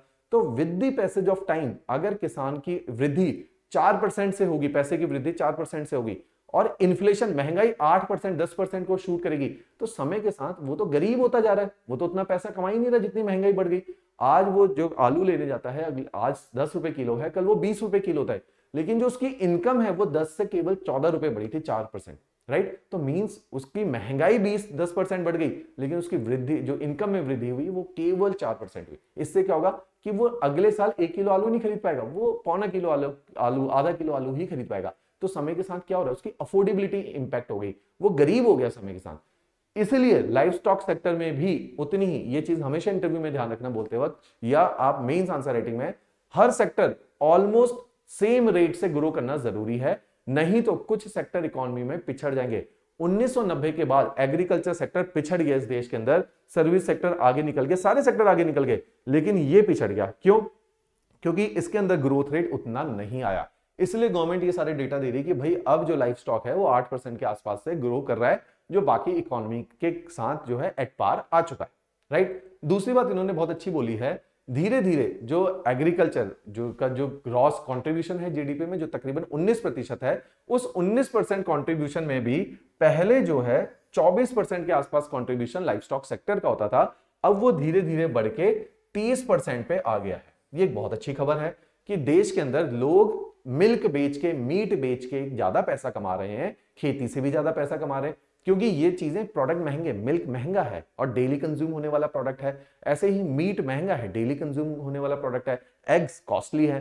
तो जितनी भी प्रोटीन डाइट्स होती हैं ये कॉस्टली हैं। अगर किसान अपने पैसा कमाने के तरीके को डाइवर्स कर दे और वो खेती के अलावा मीट बेच रहा है, फिश बेच रहा है, मिल्क बेच रहा है, और उससे वो ज्यादा पैसा कमाता है, तो ये बहुत ही अच्छा सिंबल है कि धीरे धीरे लाइफ स्टॉक सेक्टर का जो कंट्रीब्यूशन है in the entire GDP of agriculture वो बढ़ रहा है। इससे एक चीज क्या पता चल रही है, वर्ड लिखोगे कि फार्मर की इनकम, इसका मतलब ज्यादा बढ़ रही है, क्योंकि लाइफ स्टॉक हमेशा महंगा होता है, और अगर इसके अंदर ग्रोथ आई है तो मींस फार्मर अब ज्यादा पैसा कमाने का काम करेगा, राइट। तो इस चीज को मैंने दर्शाना था।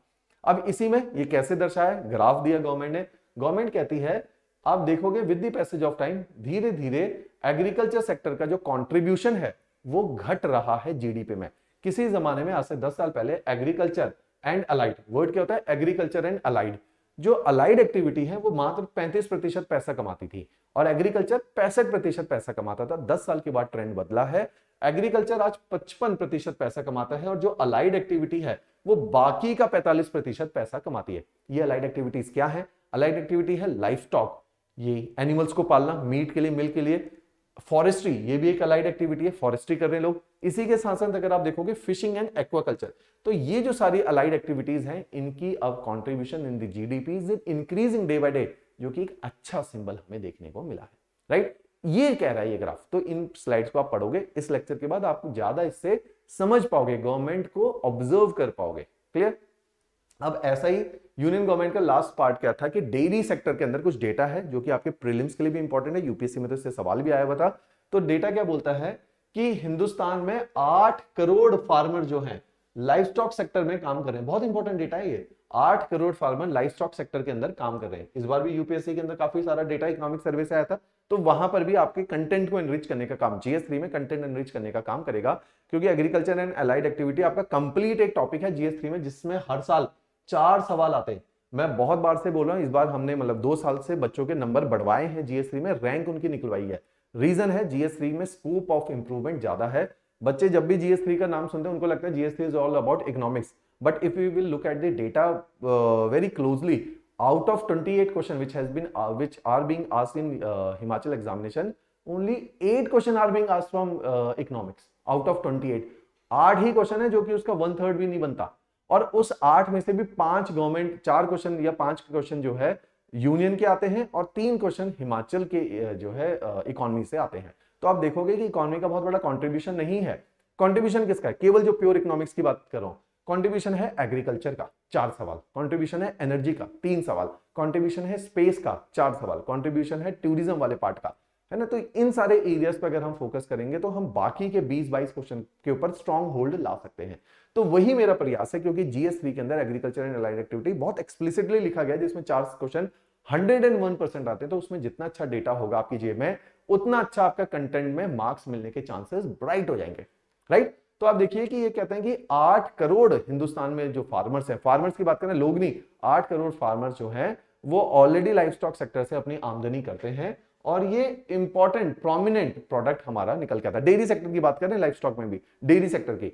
इसी के साथ साथ ये कहते हैं कि इंडिया पूरी दुनिया में मिल्क प्रोडक्शन में रैंक 1 है, followed by USA, followed by Brazil. तो इंडिया जो है मिल्क प्रोडक्शन में सबसे ज्यादा आगे निकल चुका है, पहले कभी USA हुआ करता था। एग प्रोडक्शन में 3rd नंबर पे हिंदुस्तान आ चुका है। तो ये सारी चीजें क्या दिखाई जा रही हैं? धीरे धीरे हम न्यूट्रिशनल सिक्योरिटी की तरफ जा रहे हैं। प्रोटीन हमारी डाइट का एक इंपॉर्टेंट पार्ट बन रहा है, और मीट प्रोडक्शन में पूरी दुनिया के अंदर हिंदुस्तान 8वें नंबर पे आ चुका है, राइट। तो ये 3 डेटा आपके लिए यूनियन गवर्नमेंट के इकोनॉमिक सर्वे से निकाले हुए डेटा है। इंडिया मिल्क प्रोडक्शन में नंबर 1 है, मीट प्रोडक्शन में 8th है, एग प्रोडक्शन में 3rd नंबर पे। तो ये डेटा लिख लेना, कहीं पे यूज किया जा सकता है। अब इसी चीज को मैंने बोला था, क्रेडिट फैसिलिटी को गवर्नमेंट बहुत ज्यादा सपोर्ट कर रही है। और दूसरा, आज की डेट में अगर एग्रीकल्चर के अंदर कोई रिफॉर्म चाहिए, that is contract and cooperative farming. Contract and cooperative farming, cooperative farming पे गवर्नमेंट बहुत ज्यादा फोकस कर रही है। उसी को सपोर्ट करने के लिए गवर्नमेंट ने एक योजना बनाई है, सहकार से समृद्धि, है ना, कि मींस आपको एक दूसरे का सपोर्ट करना है, कम्युनिटी में कॉपरेशन होगा।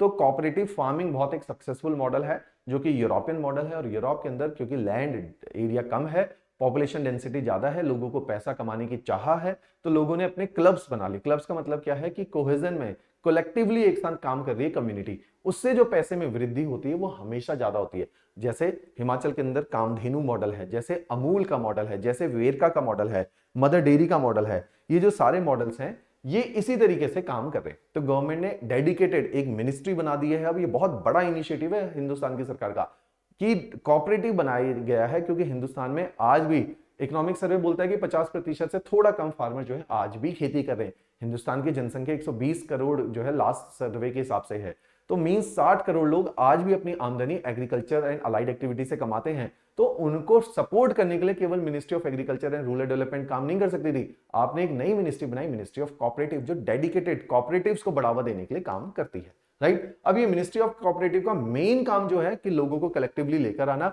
उनकी एक्टिविटी में, इन सारी उनकी इकोनॉमिक एक्टिविटी में डाइवर्सिफिकेशन लाना, और क्रेडिट फैसिलिटी इंपॉर्टेंट है, क्रेडिट फैसिलिटी प्रोवाइड करना।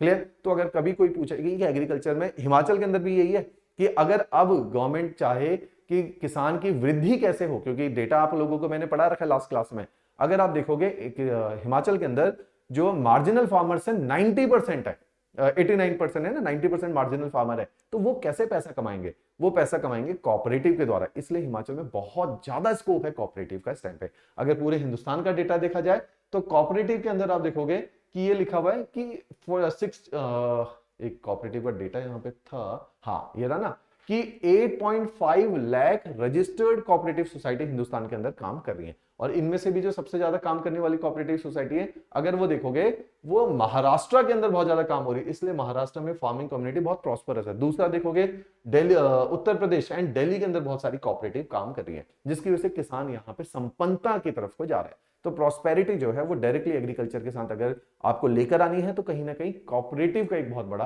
रोल वहां पे आएगा, जिससे किसान की प्रोडक्टिविटी, प्रोडक्शन और इनकम तीनों के अंदर वृद्धि देखने को मिल सकती है। क्लियर। तो कोऑपरेटिव वर्ड जरूर यूज करना है कभी भी एग्रीकल्चर को बढ़ावा देने की अगर हम लोग बात करेंगे। क्लियर। तो यहां तक अभी जो हमने पढ़ा वो यूनियन गवर्नमेंट का इकोनॉमिक सर्वे से क्या हम कीवर्ड्स को निकाल सकते हैं। अब फ्रेमवर्क आपके दिमाग में समझ आ गया। यही फ्रेमवर्क हमने रेप्लिकेट करना है हिमाचल के अंदर।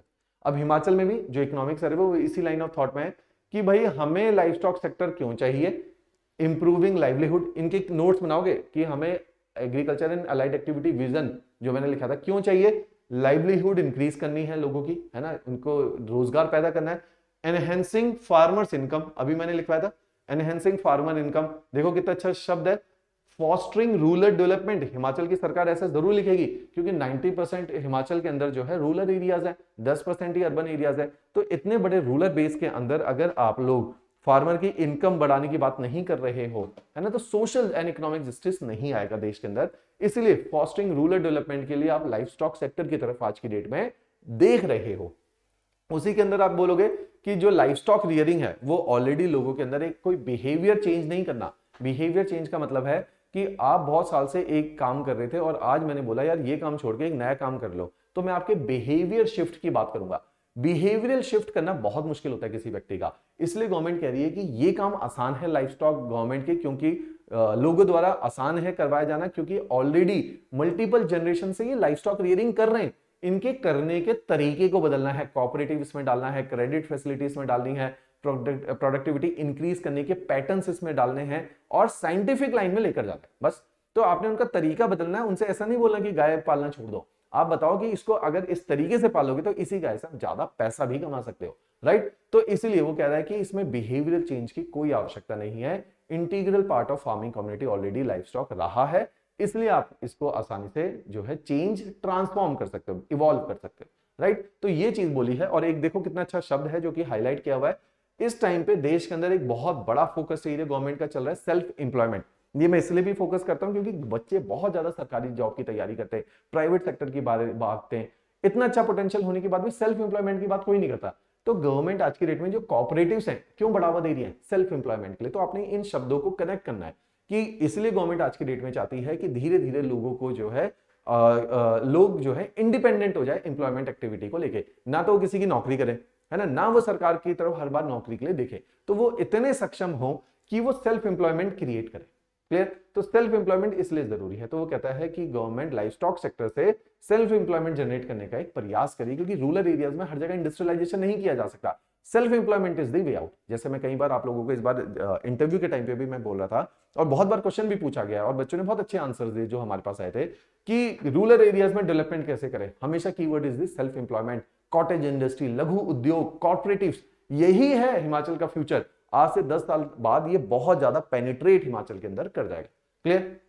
अब इसी को देखो कि क्यों हमें लाइफ स्टॉक पालना चाहिए। देखो जो वर्ड मैं अभी यूज कर रहा था इतनी देर से, nutritional security, nutritional rich products लेकर आओ, साथ ही साथ आपका जितना भी लाइफ स्टॉक सेक्टर है उससे ऑर्गेनिक मैन्योर जनरेट होगा। हमें लाइफ स्टॉक सेक्टर को बहुत अच्छे से इसलिए भी इस्तेमाल करना है क्योंकि हम सस्टेनेबल एग्रीकल्चर की, ग्रीन एग्रीकल्चर की बात करें तो सस्टेनेबल एग्रीकल्चर के अंदर लाइफ स्टॉक को अगर आप एग्रीकल्चर के साथ को रिलेट करोगे, जैसे हमने बोला था ऋग्वैदिक सोसाइटी के अंदर कैटल रियरिंग आया तो एग्रीकल्चर को भी बहुत बढ़ावा मिला, क्योंकि there is a symbiotic relationship between agriculture and livestock. तो इनके इस सिम्बायोटिक रिलेशनशिप को आज भी इस्तेमाल किया जाएगा और आज से 25-30 साल 50 साल पहले किया ही जाता था, जिससे खेतों के अंदर काउ डंग सबसे ज्यादा इस्तेमाल किया जाता है, ऑर्गेनिक मैन्योर बनाया जाता है। अगर आप अपने पुराने लोगों को देखो उनको आता है ऑर्गेनिक मैन्योर बनाना, वो कई कई दिनों तक गोबर को इकट्ठा करके उसके अंदर घास फूस डाल के ऐसे छोड़ देते हैं, उससे ऑर्गेनिक मैन्योर जो क्रिएट होता है, कंपोस्ट जो क्रिएट होता है, उसको जाके फिर खेतों के अंदर डाल देते हैं, जो कि बहुत इंपॉर्टेंट होता है प्रोडक्टिविटी के लिए, राइट। इसीलिए ये इंपॉर्टेंट है। क्लियर। अब ये सारी चीजें इन्होंने बोली हैं और जो हमने बोला था कि एंश्योर करो कि लोगों की सर्टेनिटी ऑफ इनकम हो, है ना, तो इसी चीज को क्या लिखा है, regular source of cash income है लाइफ स्टॉक सेक्टर। ये बहुत अच्छी बात है, रेगुलर सोर्स, वर्ड यूज करो, देखो रेगुलर सोर्स। एग्रीकल्चर में जो इनकम है वो रेगुलर सोर्स नहीं है। जब आपकी फसल कटेगी, आपने 6 महीना फसल को लगाया, उसको पाला, उसका ध्यान रखा, 6 महीने के, और दूसरा ये फसल with the change in climate और ग्लोबल क्लाइमेट राइज की वजह से आपकी जो अनसर्टेनिटी ऑफ एनवायरनमेंट है वो बढ़ चुका है। अगर आप इस बार भी देखोगे पूरा रेनफॉल का पैटर्न चेंज हो चुका है, एल नीनो ईयर ये ऑलरेडी आशंका है। तो इस केस में आपकी खेती बहुत ज्यादा प्रोडक्टिव इस साल नहीं रहेगी और आपकी जो इनकम है वो 6-6 महीने के बाद आ रही है, लेकिन आपका खर्चा तो हर रोज का खर्चा है ना, हर महीने का खर्चा है। इसलिए आदमी सरकारी नौकरी की तरफ जा रहा है कि हर 1 तारीख को जो खर्चा है वो मिल जाना चाहिए सरकार से। बस फार्मर को भी तो यही चाहिए, उसको एक रेगुलर सोर्स ऑफ इनकम चाहिए। तो लाइफ स्टॉक, ये वर्ड बहुत इंपॉर्टेंट है, इसलिए मैं एक एक वर्ड के ऊपर ध्यान दे रहा हूं कि रेगुलर सोर्स ऑफ इनकम बहुत इंपॉर्टेंट होता है। अगर किसान को लाइफ स्टॉक सेक्टर एक रेगुलर सोर्स ऑफ इनकम है कि 5-10 हजार रुपए उसके केवल मिल्क प्रोडक्शन से ही आ जाते हैं, तो उसको बड़ी एक शांति रहती है कि भाई घर का खर्चा इससे चल जाएगा, जो 6 महीने के बाद फसल का आएगा वो मेरा बैंक बैलेंस होगा जो मैं सेव करके रख दूंगा, राइट। इसलिए life stock sector is very important, क्योंकि ये कैश इनकम दे रहा ऑन द रेगुलर बेसिस। इन सारे शब्दों का हम लोग बहुत ध्यान देंगे। इसी के साथ साथ वो कहता है कि हाँ, it is the backbone of rural house hold. तो एक को ग्रास रूट से ही शब्दों को निकाल के लाए गए हैं। दूसरा कहता है एक ये जो अभी मैंने बोला, it is a best insurance against vagaries of the nature. लगातार नेचर में जो है बदलाव आ रहे हैं, क्रॉप फेलियर होने के चांसेस बढ़ रहे हैं समय के साथ, क्योंकि क्लाइमेट चेंज हो रहा है। ये जो लाइफ स्टॉक सेक्टर है यही इंश्योर करेगा कि एटलीस्ट उसका जो है घर चलता रहे, डेली बेसिस के ऊपर उसका कुछ इनकम जनरेट होती रहे। क्लियर? तो इसलिए life stock sector is very important. अब देखो कितना अच्छा वर्ड यूज किया, एक एक वर्ड इंपॉर्टेंट होता है। इंक्लूसिव ग्रोथ शब्द दिया है और ओपनिंग लाइन में महिलाओं की बात इन्होंने कर दी है। देखो, most of the animal activity are perform by the women. देखो, और इसलिए इन दोनों शब्दों का कोरिलेशन है। तो कहता है कि क्यों लाइफ स्टॉक, देखो इसलिए कहते हैं कि सर्वे में डेप्थ होती है, हमें वो डेप्थ नहीं होती कि हम सर्वे को समझ पाए। क्योंकि ये आप समझो कि जो best of the best senior bureaucrats होंगे, स्कॉलर्स होंगे, उन्होंने ये सर्वे की भाषा लिखी होगी, तो वो अपने लेवल पे लिख जाते हैं। उनको नहीं पता ये आम बच्चे ने पढ़ना है, आम लोगों ने जो है 20, 22, 25 साल के बच्चे ने इससे तैयारी करनी है। वो है 60 साल का आदमी जिसने 30 साल ग्राउंड लेवल पे काम किया है, उसके बाद ये सर्वे बना रहे हैं। तो इसलिए इनके लेवल पे आपको जाना पड़ेगा। उन्होंने यहां पे विमेन लिखा है और यहां पे वर्ड यूज किया इंक्लूसिव ग्रोथ। इसके अलावा उन्होंने कोई हिंट नहीं ड्रॉप किया। अगर हिमाचल, इसलिए मैं हर बार, इस बार भी जब इंटरव्यू की मैं तैयारी कराता बच्चों को, तो अगर कुछ भी पूछा जाए आपसे इंटरव्यू के अंदर, पहला वर्ड लगाना कि गवर्नमेंट हमेशा जो है वैल्यू ड्रिवन होनी चाहिए। वर्ड देखो, वैल्यू ड्रिवन होनी चाहिए गवर्नमेंट, और इंक्लूसिवनेस की तरफ काम करे। इंक्लूसिवनेस हिमाचल में 2 लेवल पे है। डिस्पैरिटी है, इसलिए आज इंक्लूजन की बात करें। डिस्पैरिटी का मतलब है भेदभाव हुआ है, और अगर आपको अलग अलग लेवल पे दिख रहा है भेदभाव हुआ है, इसलिए आज आप उस भेदभाव को खत्म करने के लिए इंक्लूसिव वर्ड इस्तेमाल कर रहे हो। तो इंक्लूसिवनेस 2 लेवल पे है। क्या आप कोई भी काम करते हो उसमें क्या रूरल डेवलपमेंट की बात करते हो? क्योंकि हिमाचल में पिछड़े हुए इलाके केवल रूरल एरियाज हैं, पूरे हिंदुस्तान की यही सिचुएशन है। दूसरा, क्या आप कभी भी डेवलपमेंट करते हो? क्या महिलाओं की बात करते हो या नहीं करते?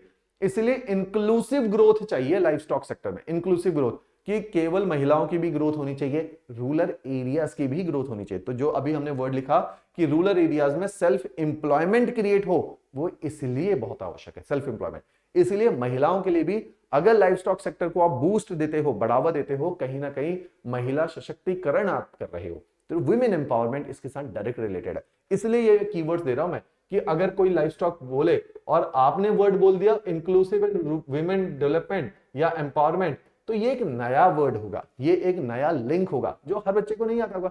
यही आपको पेपर के अंदर एक एक्स्ट्रा एज, यही वर्ड आपको इंटरव्यू के अंदर एक बेटर और डीप अंडरस्टैंडिंग को रिफ्लेक्ट करेंगे। इसी की वजह से नंबर ज्यादा आते हैं, राइट। तो आप देखोगे इंक्लूसिव ग्रोथ की आप बात करोगे और यहां विमेन को लिंक करोगे। क्यों? क्योंकि सारा लाइफ स्टॉक की सरदर्दी आप देख लो अपने गांव के लेवल पे, अपनी जिन लोग विलेज एरिया से, उनकी माएं आजकल कर रही हैं, नहीं तो आपकी दादियों ने किया होगा। आप देखो कि कौन सी एक्टिविटी, फॉडर कलेक्शन, सबसे पहले चारा लेकर आना, घास काट के लाना। दूसरा क्या है, वाटरिंग करना, हेल्थ केयर का ध्यान रखना पशु की। फिर क्या है, management, milking and house holding level processing, तो उसी ने मिल्क निकालना है, उसी ने गर्म करना है। अगर कोऑपरेटिव के साथ अटैच्ड है तो आगे भी उसी ने बेचना है। तो ये सारे काम ऑलरेडी विमेन कर रहे हैं, इसलिए life stock is very necessary for the inclusive growth. Clear? इसी के साथ साथ आप देखोगे लाइफ स्टॉक के अंदर कितनी अच्छी वर्ड बात बोली है इन्होंने। लाइफ स्टॉक सेक्टर क्यों इंक्लूसिव बोला है? प्रो पुअर है ये सेक्टर, कि अगर इस पे काम करोगे तो गरीबों का भला होगा। गरीब क्यों है? कोई विलेज लेवल पे जमीन नहीं है। जमीन इंडिया के अंदर अगर आप अपने हिमाचल में भी देखोगे तो जो लैंड डिस्ट्रीब्यूशन है, it is on the basis of caste. जो अपर कास्ट ठाकुर हैं उनके पास ज्यादा जमीन होगी, ब्राह्मणों के पास कम होगी, और बाकी कास्ट के पास और कम होगी। तो लैंड का जो डिस्ट्रीब्यूशन है वो कास्ट बेस्ड पे है। इसलिए जो अंबेडकर कहते हैं हिंदुस्तान में सोशल एंड इकोनॉमी बहुत ज्यादा कोरिलेट है। अंबेडकर आज से 100 साल पहले ये बात कर रहे हैं, इसलिए उस टाइम पे कास्ट बहुत ज्यादा डीपली पेनिट्रेटेड थी। तो आप देखो जो इकोनॉमिक एस्पेक्ट्स, जो इकोनॉमिक अपॉर्चुनिटीज हैं, वो कास्ट के साथ लिंक्ड है। इसीलिए गरीब व्यक्ति का स्कूल जाना ज्यादा जरूरी, क्योंकि उसके पास तो खेत भी नहीं है ना काम करने के लिए। इसलिए गवर्नमेंट क्या कह रही है कि ये जो लाइफ स्टॉक है ये उस व्यक्ति की इनकम को बढ़ा सकता है जिसके पास जमीन भी नहीं है। तो रूरल एरियाज में कास्ट सिस्टम बहुत ज्यादा स्ट्रांग है, इवन इन हिमाचल। तो आप देखोगे जो गरीब लोग हैं वो इसलिए गरीब हैं क्योंकि उनके पास जमीन नहीं है। तो उनको जो फैसिलिटी, एक पैसा कमाने की अपॉर्चुनिटी दे सकता है, वो लाइफ स्टॉक सेक्टर है। इसलिए इंक्लूसिव ग्रोथ है। तो इसलिए मैं कह रहा हूं इकोनॉमिक सर्वे बहुत डेप्थ में लिखे गए हैं, आपको उस लेवल पे जाना पड़ेगा। तो ये प्रो पुअर है, इंक्लूसिव है, डिमांड ड्रिवन है। डिमांड ड्रिवन बहुत इंपॉर्टेंट होता है कोई भी चीज। मैं आपको ना बिल्कुल एग्जांपल देकर समझाता हूं। सिविल स्टैप 2 सालों के अंदर बहुत अच्छा काम कर पाया, डिमांड ड्रिवन था, हमारी इंडस्ट्री डिमांड ड्रिवन थी। क्यों? 2 चीजें थी। एक तो पूरे हिमाचल में कोई भी डिजिटल लेवल पे अच्छी एजुकेशन प्रोवाइड नहीं कर रहा कॉम्पिटिटिव एग्जामिनेशन की। क्यों नहीं प्रोवाइड कर रहा? चैलेंजेस हैं। और हिमाचल के अंदर डिजिटल एजुकेशन का ज्यादा स्कोप है, पंजाब के अंदर डिजिटल एजुकेशन का ज्यादा स्कोप नहीं है। कारण है 2। हिमाचल में एक तो बच्चे के पास पैसा नहीं है, आमदनी लोगों की कम है as compare to this plains areas. दूसरा, क्योंकि रूरल एरियाज के अंदर आपका फिजिकल इंफ्रास्ट्रक्चर बनाना मुश्किल है, स्कैटर्ड नेचर ऑफ सेटलमेंट है, इसलिए हिमाचल के अंदर डिजिटलाइजेशन बहुत जरूरी था। एक तो डिजिटलाइजेशन किसी भी प्रोडक्ट के दाम को कम कर देता है, दूसरा उसकी रीच और एक्सेसिबिलिटी को बढ़ा देता है, तीसरा civil step is demand driven. क्यों? क्योंकि हिमाचल में एजुकेशन का लेवल पंजाब से बाय फार बहुत बेटर है, हरियाणा से बहुत बेटर है। लोग प्रोग्रेसिव नेचर के हैं, आगे बढ़ना चाहते हैं जीवन में और बहुत पढ़े लिखे हैं। मिनिमम आजकल आप देखोगे लोग पोस्ट ग्रेजुएट है, हरियाणा पंजाब में 12वीं पास मिलेंगे आपको, राइट? तो इसलिए सिविल स्टैप बहुत तेजी से हिमाचल में ड्राइव हुआ। क्यों? इसलिए डिमांड ड्रिवन वर्ड को समझना पड़ेगा, क्योंकि बच्चों की डिमांड थी कि कोई अच्छा पढ़ा दे, हम ऑलरेडी पोस्ट ग्रेजुएशन है, हम पेपर निकालेंगे। इसलिए सिविल स्टैप के थ्रू आप देखोगे कि बहुत सारे बच्चों ने गांव के इंटीरियर में बैठ के पेपर को क्वालिफाई कर पाए। क्यों? डिमांड ड्रिवन थी। रूरल इंफ्रास्ट्रक्चर नहीं है लेकिन लोग पढ़े लिखे, डिजिटल कोई एजुकेशन मिली, लोगों ने ग्रहण करी और अपना पेपर क्वालिफाई किया, तो डिमांड ड्रिवन। तो हमेशा इकोनॉमी के अंदर लाइफ स्टॉक में क्या है, जो मैंने बोला अर्बन मिडिल क्लास का राइज हो रहा है, मिडिल क्लास का राइज है, लोगों की जेब में पैसा है तो लोग मीट खरीद सकते हैं, लोग एग खरीद सकते हैं, लोग मिल्क खरीद सकते हैं।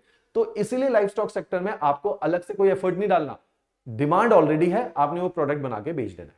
तो इसीलिए लाइफ स्टॉक सेक्टर बहुत इंपॉर्टेंट है, गरीबों का उद्धार करेगा, इंक्लूसिवनेस लेकर आएगा, डिमांड ड्रिवन है, विमेन एम्पावरमेंट करेगा। तो हमेशा इंक्लूसिवनेस के अंदर जो मैंने बात बोली थी कि रूरल डेवलपमेंट की बात करो, विमेन की बात करो और पुअर लोगों की बात करो, गरीबों की बात करो, बस। तो ये सेक्टर इन तीनों को केटर करने का काम कर रहा है। इस तरीके से आप इकोनॉमिक सर्वे में एक एक इकोनॉमिक एक्टिविटी को इसलिए लिंक करना जरूरी है। हम लोग क्या करते हैं, बिल्कुल सीधा, क्योंकि आपकी जो एज है और आपका जो एक्सपोजर है, आप अभी इतना ही पढ़ोगे। हमने ज्यादा सोर्सेज पढ़े हैं, ज्यादा किताबें पढ़ी हैं, ज्यादा समय से पढ़ा रहे हैं, बड़े बड़े स्कॉलर्स के साथ उठ बैठ रहे हैं, तो उससे क्या होता है कि हमारा जो एक्सपोजर है वो डिफरेंट है। यही हमारा प्रयास होता है कि हमारा एक्सपोजर आप तक भी पहुंचे। जो हम एग्रीकल्चर में एक वर्ड में पढ़ाता हूं, एग्रीकल्चर एक्सटेंशन की जो रिसर्च है वो गांव के गरीब तक नहीं पहुंची। यही हम लोगों का काम है कि जो अच्छी चीजें हैं, जो अच्छी वैल्यूज हैं, वो आपको परोस के देना, ताकि आपकी भी वोकैबुलरी का ये एक इनहेरेंट हिस्सा बन जाए।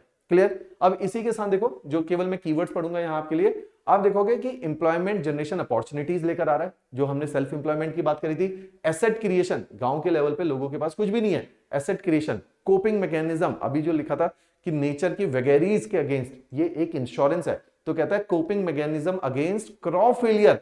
एंड जो मैंने सबसे पहले वर्ड यूज किया था, सोशल एंड फाइनेंशियल सिक्योरिटी। तो लाइफ स्टॉक सेक्टर इज को related with the social and financial security. यही रूरल डेवलपमेंट है। रूरल डेवलपमेंट क्या है? अगर मान लीजिए, इसको कैसे लिंक करेंगे, आपका एक गांव है और मान लीजिए वो किसी भी मंडी डिस्ट्रिक्ट के अंदर आपका एक गांव है, और आपके गांव में जो है लोगों ने बहुत अच्छा पशुपालन किया है, कोऑपरेटिव सोसाइटी वहां क्रिएट कर दिया है, हर घर में 10-10 पशु हैं और एक एक घर डेली के बेसिस पे 40 लीटर जो है दूध प्रोवाइड कर रहा है कोऑपरेटिव को, और ऐसे ही 50 गांव है, 50 घर है उस गांव के अंदर। तो टोटल गांव की जो मिल्क प्रोडक्शन है वो 50 × 40 2000 litre on a daily basis है। तो आप सोचो कि फार्मर की, एक किसान की जो 40 लीटर मिल्क रोज बेच रहा है और 40 रुपए के रेट से बेच रहा है, मान लो, तो रोज की 1500-1600 रुपए की आमदनी उसकी रोज की होगी। अब ये जो 1500-1600 की आमदनी है, वो एक महीने में 50,000 की 45,000 की आमदनी होगी। इसमें से उसके पशु के चारे का कुछ खर्चा था, उसके हेल्थ केयर का कुछ खर्चा था, डाइट का कुछ खर्चा था। मान लीजिए कि उसने 20,000 रुपए इन पे खर्च भी कर दिए, फिर भी 25,000 रुपए बचे। तो 25,000 बहुत अच्छी इनकम है रूरल एरियाज में, वो केवल लाइफ स्टॉक से आ रही है। और डाइवर्सिफिकेशन भी होगी, खेती से अलग इनकम आए, तो उसका जो खर्चा है डेली बेसिस पे वो लाइफ स्टॉक ही निकाल देगा।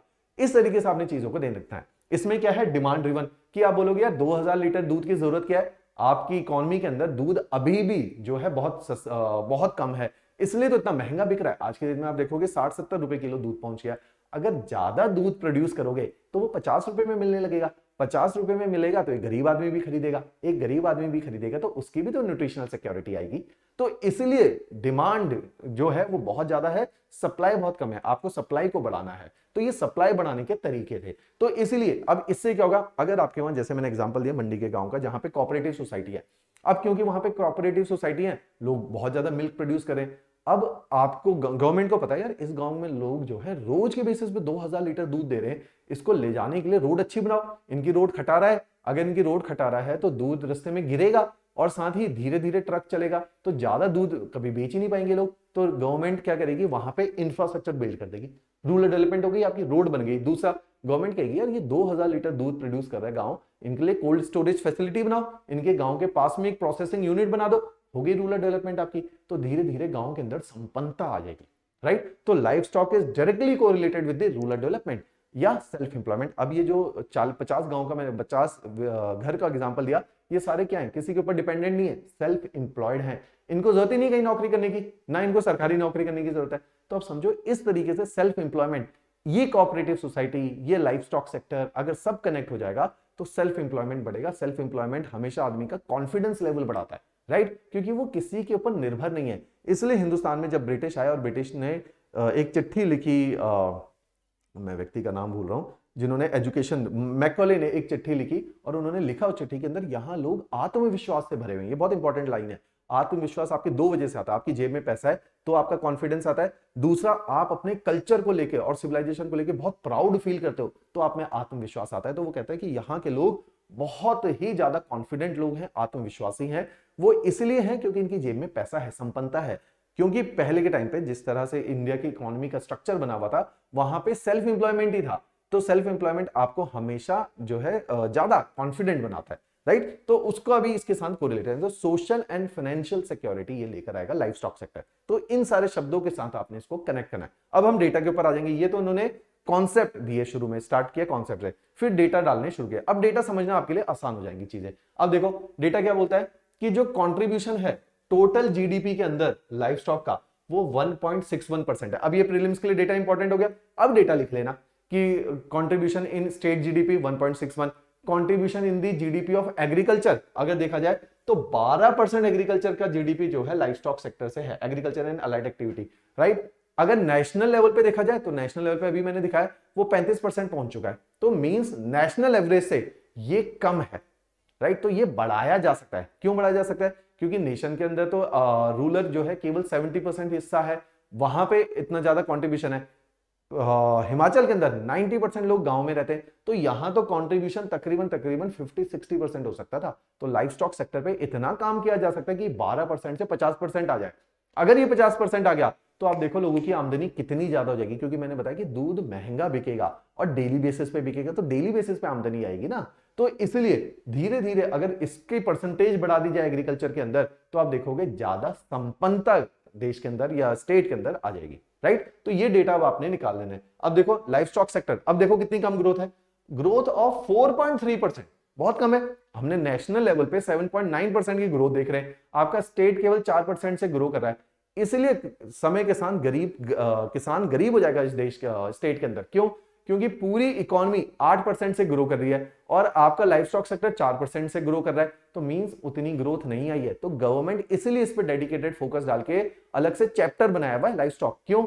मींस ये दर्शाता है, अगर एक अलग से मिनिस्ट्री या department of fishery and animal husbandry बनाया है, ये इस चीज को दर्शाता है कि गवर्नमेंट कितना गंभीरता से इस सेक्टर को ले रही है।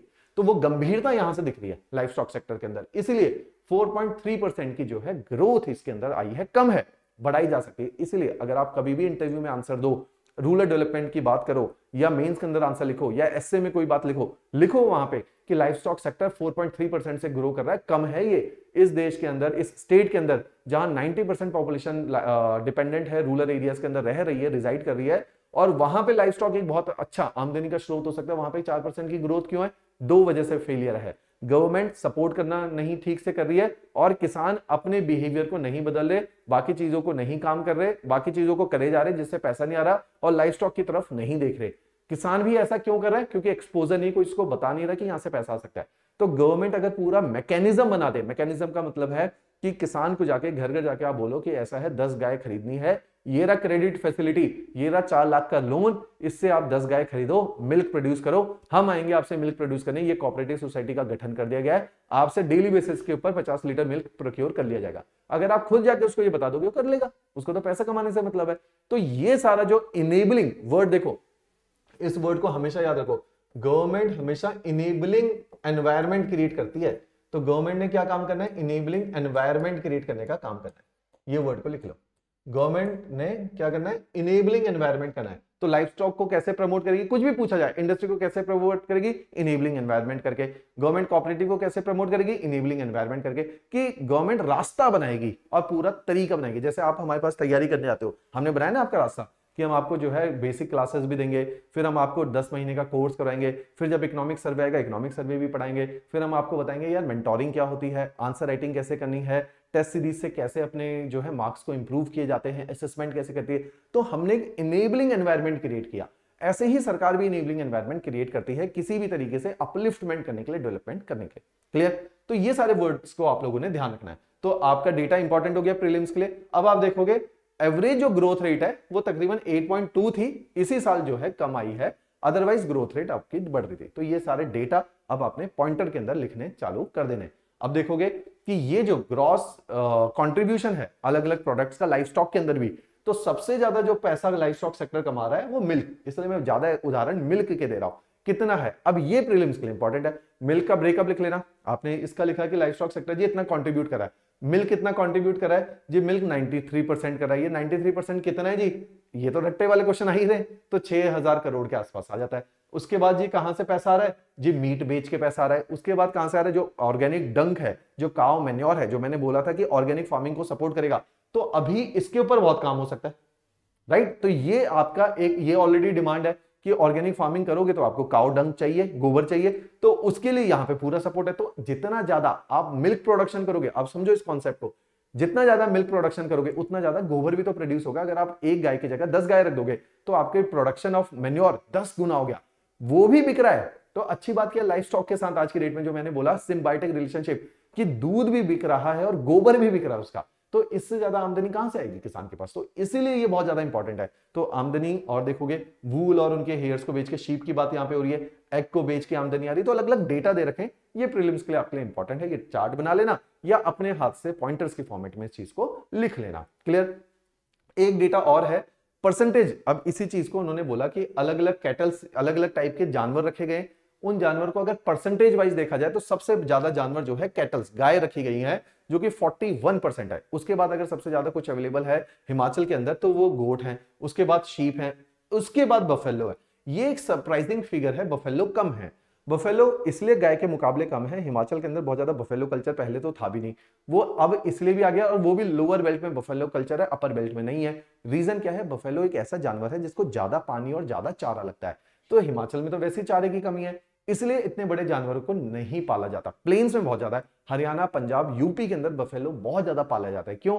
क्योंकि यहाँ पे चारा और पानी ज्यादा मात्रा पे है, इसलिए अगर आप बफेलो देखोगे यहाँ पे कल्चर का पार्ट हमारा नहीं था कभी भी, राइट। तो इनका कुछ परसेंटेज आपको याद रखना पड़ेगा, साथ ही साथ इनका नंबर भी दे रखा है कि कितनी कितनी मात्रा में ये अवेलेबल है। जैसे मैं नंबर, ये देखिए, ये नंबर भी दे रखा है। पुराने डेटा को भूल जाओ, आपने 2019 का इंडिया ने एक लाइफ स्टॉक सेंसेक्स करवाया था 2019 के अंदर।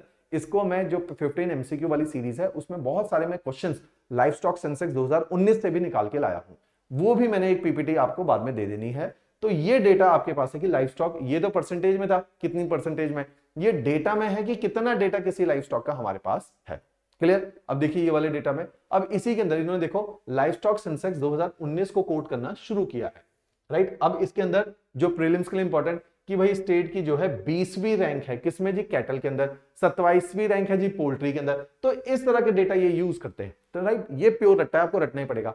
स्टेटमेंट क्या आ जाएगी, according to the livestock census 2019 Himachal के ये कुछ डेटा है, आप बताइए इसमें से कौन सी करेक्ट स्टेटमेंट है। वो यही रैंक को ऊपर नीचे कर लेंगे, आपको रटनी पड़ेगी कि 20वीं है कैटल के अंदर, 27वीं है पोल्ट्री के अंदर। इस तरह के सेंसेक्स के अंदर इंडिया के अंदर टोटल जो लाइफ स्टॉक है पूरे लाइफ स्टॉक का, हिमाचल के अंदर 0.82% of India total life stock है और 0.16% टोटल पोल्ट्री है। तो इन सारे डेटा को देख लेना।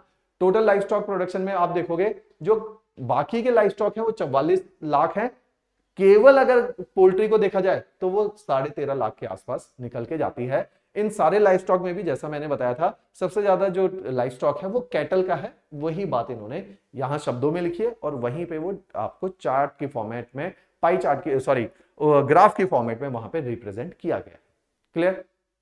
तो इस, अच्छा, एक बहुत अच्छी बात इन्होंने बोला है, धीरे धीरे हिमाचल में ट्रेंड देखने को मिला है कि क्रॉस ब्रीड कैटल्स बहुत ज्यादा रखी गई है। क्रॉस ब्रीड कैटल कौन सी है कि हम बोलते हैं कि देसी गाय नहीं रखी हुई, जर्सी गाय रखी हुई, क्रॉस ब्रीड है, ऐसी गाय रखी है जिसकी मिल्क प्रोडक्शन ज्यादा है। तो क्रॉस ब्रीड का धीरे धीरे हम देख रहे हैं कि परसेंटेज बढ़ रही है। स्टेट रोज बाय 8.64% इन 2019 सेंसेक्स। इससे क्या देखने को मिल रहा है कि हमारे पास टोटल जो क्रॉस ब्रीड कैटल्स हैं वो 58% हो गई हैं बाकी सारी कैटल्स के मुकाबले।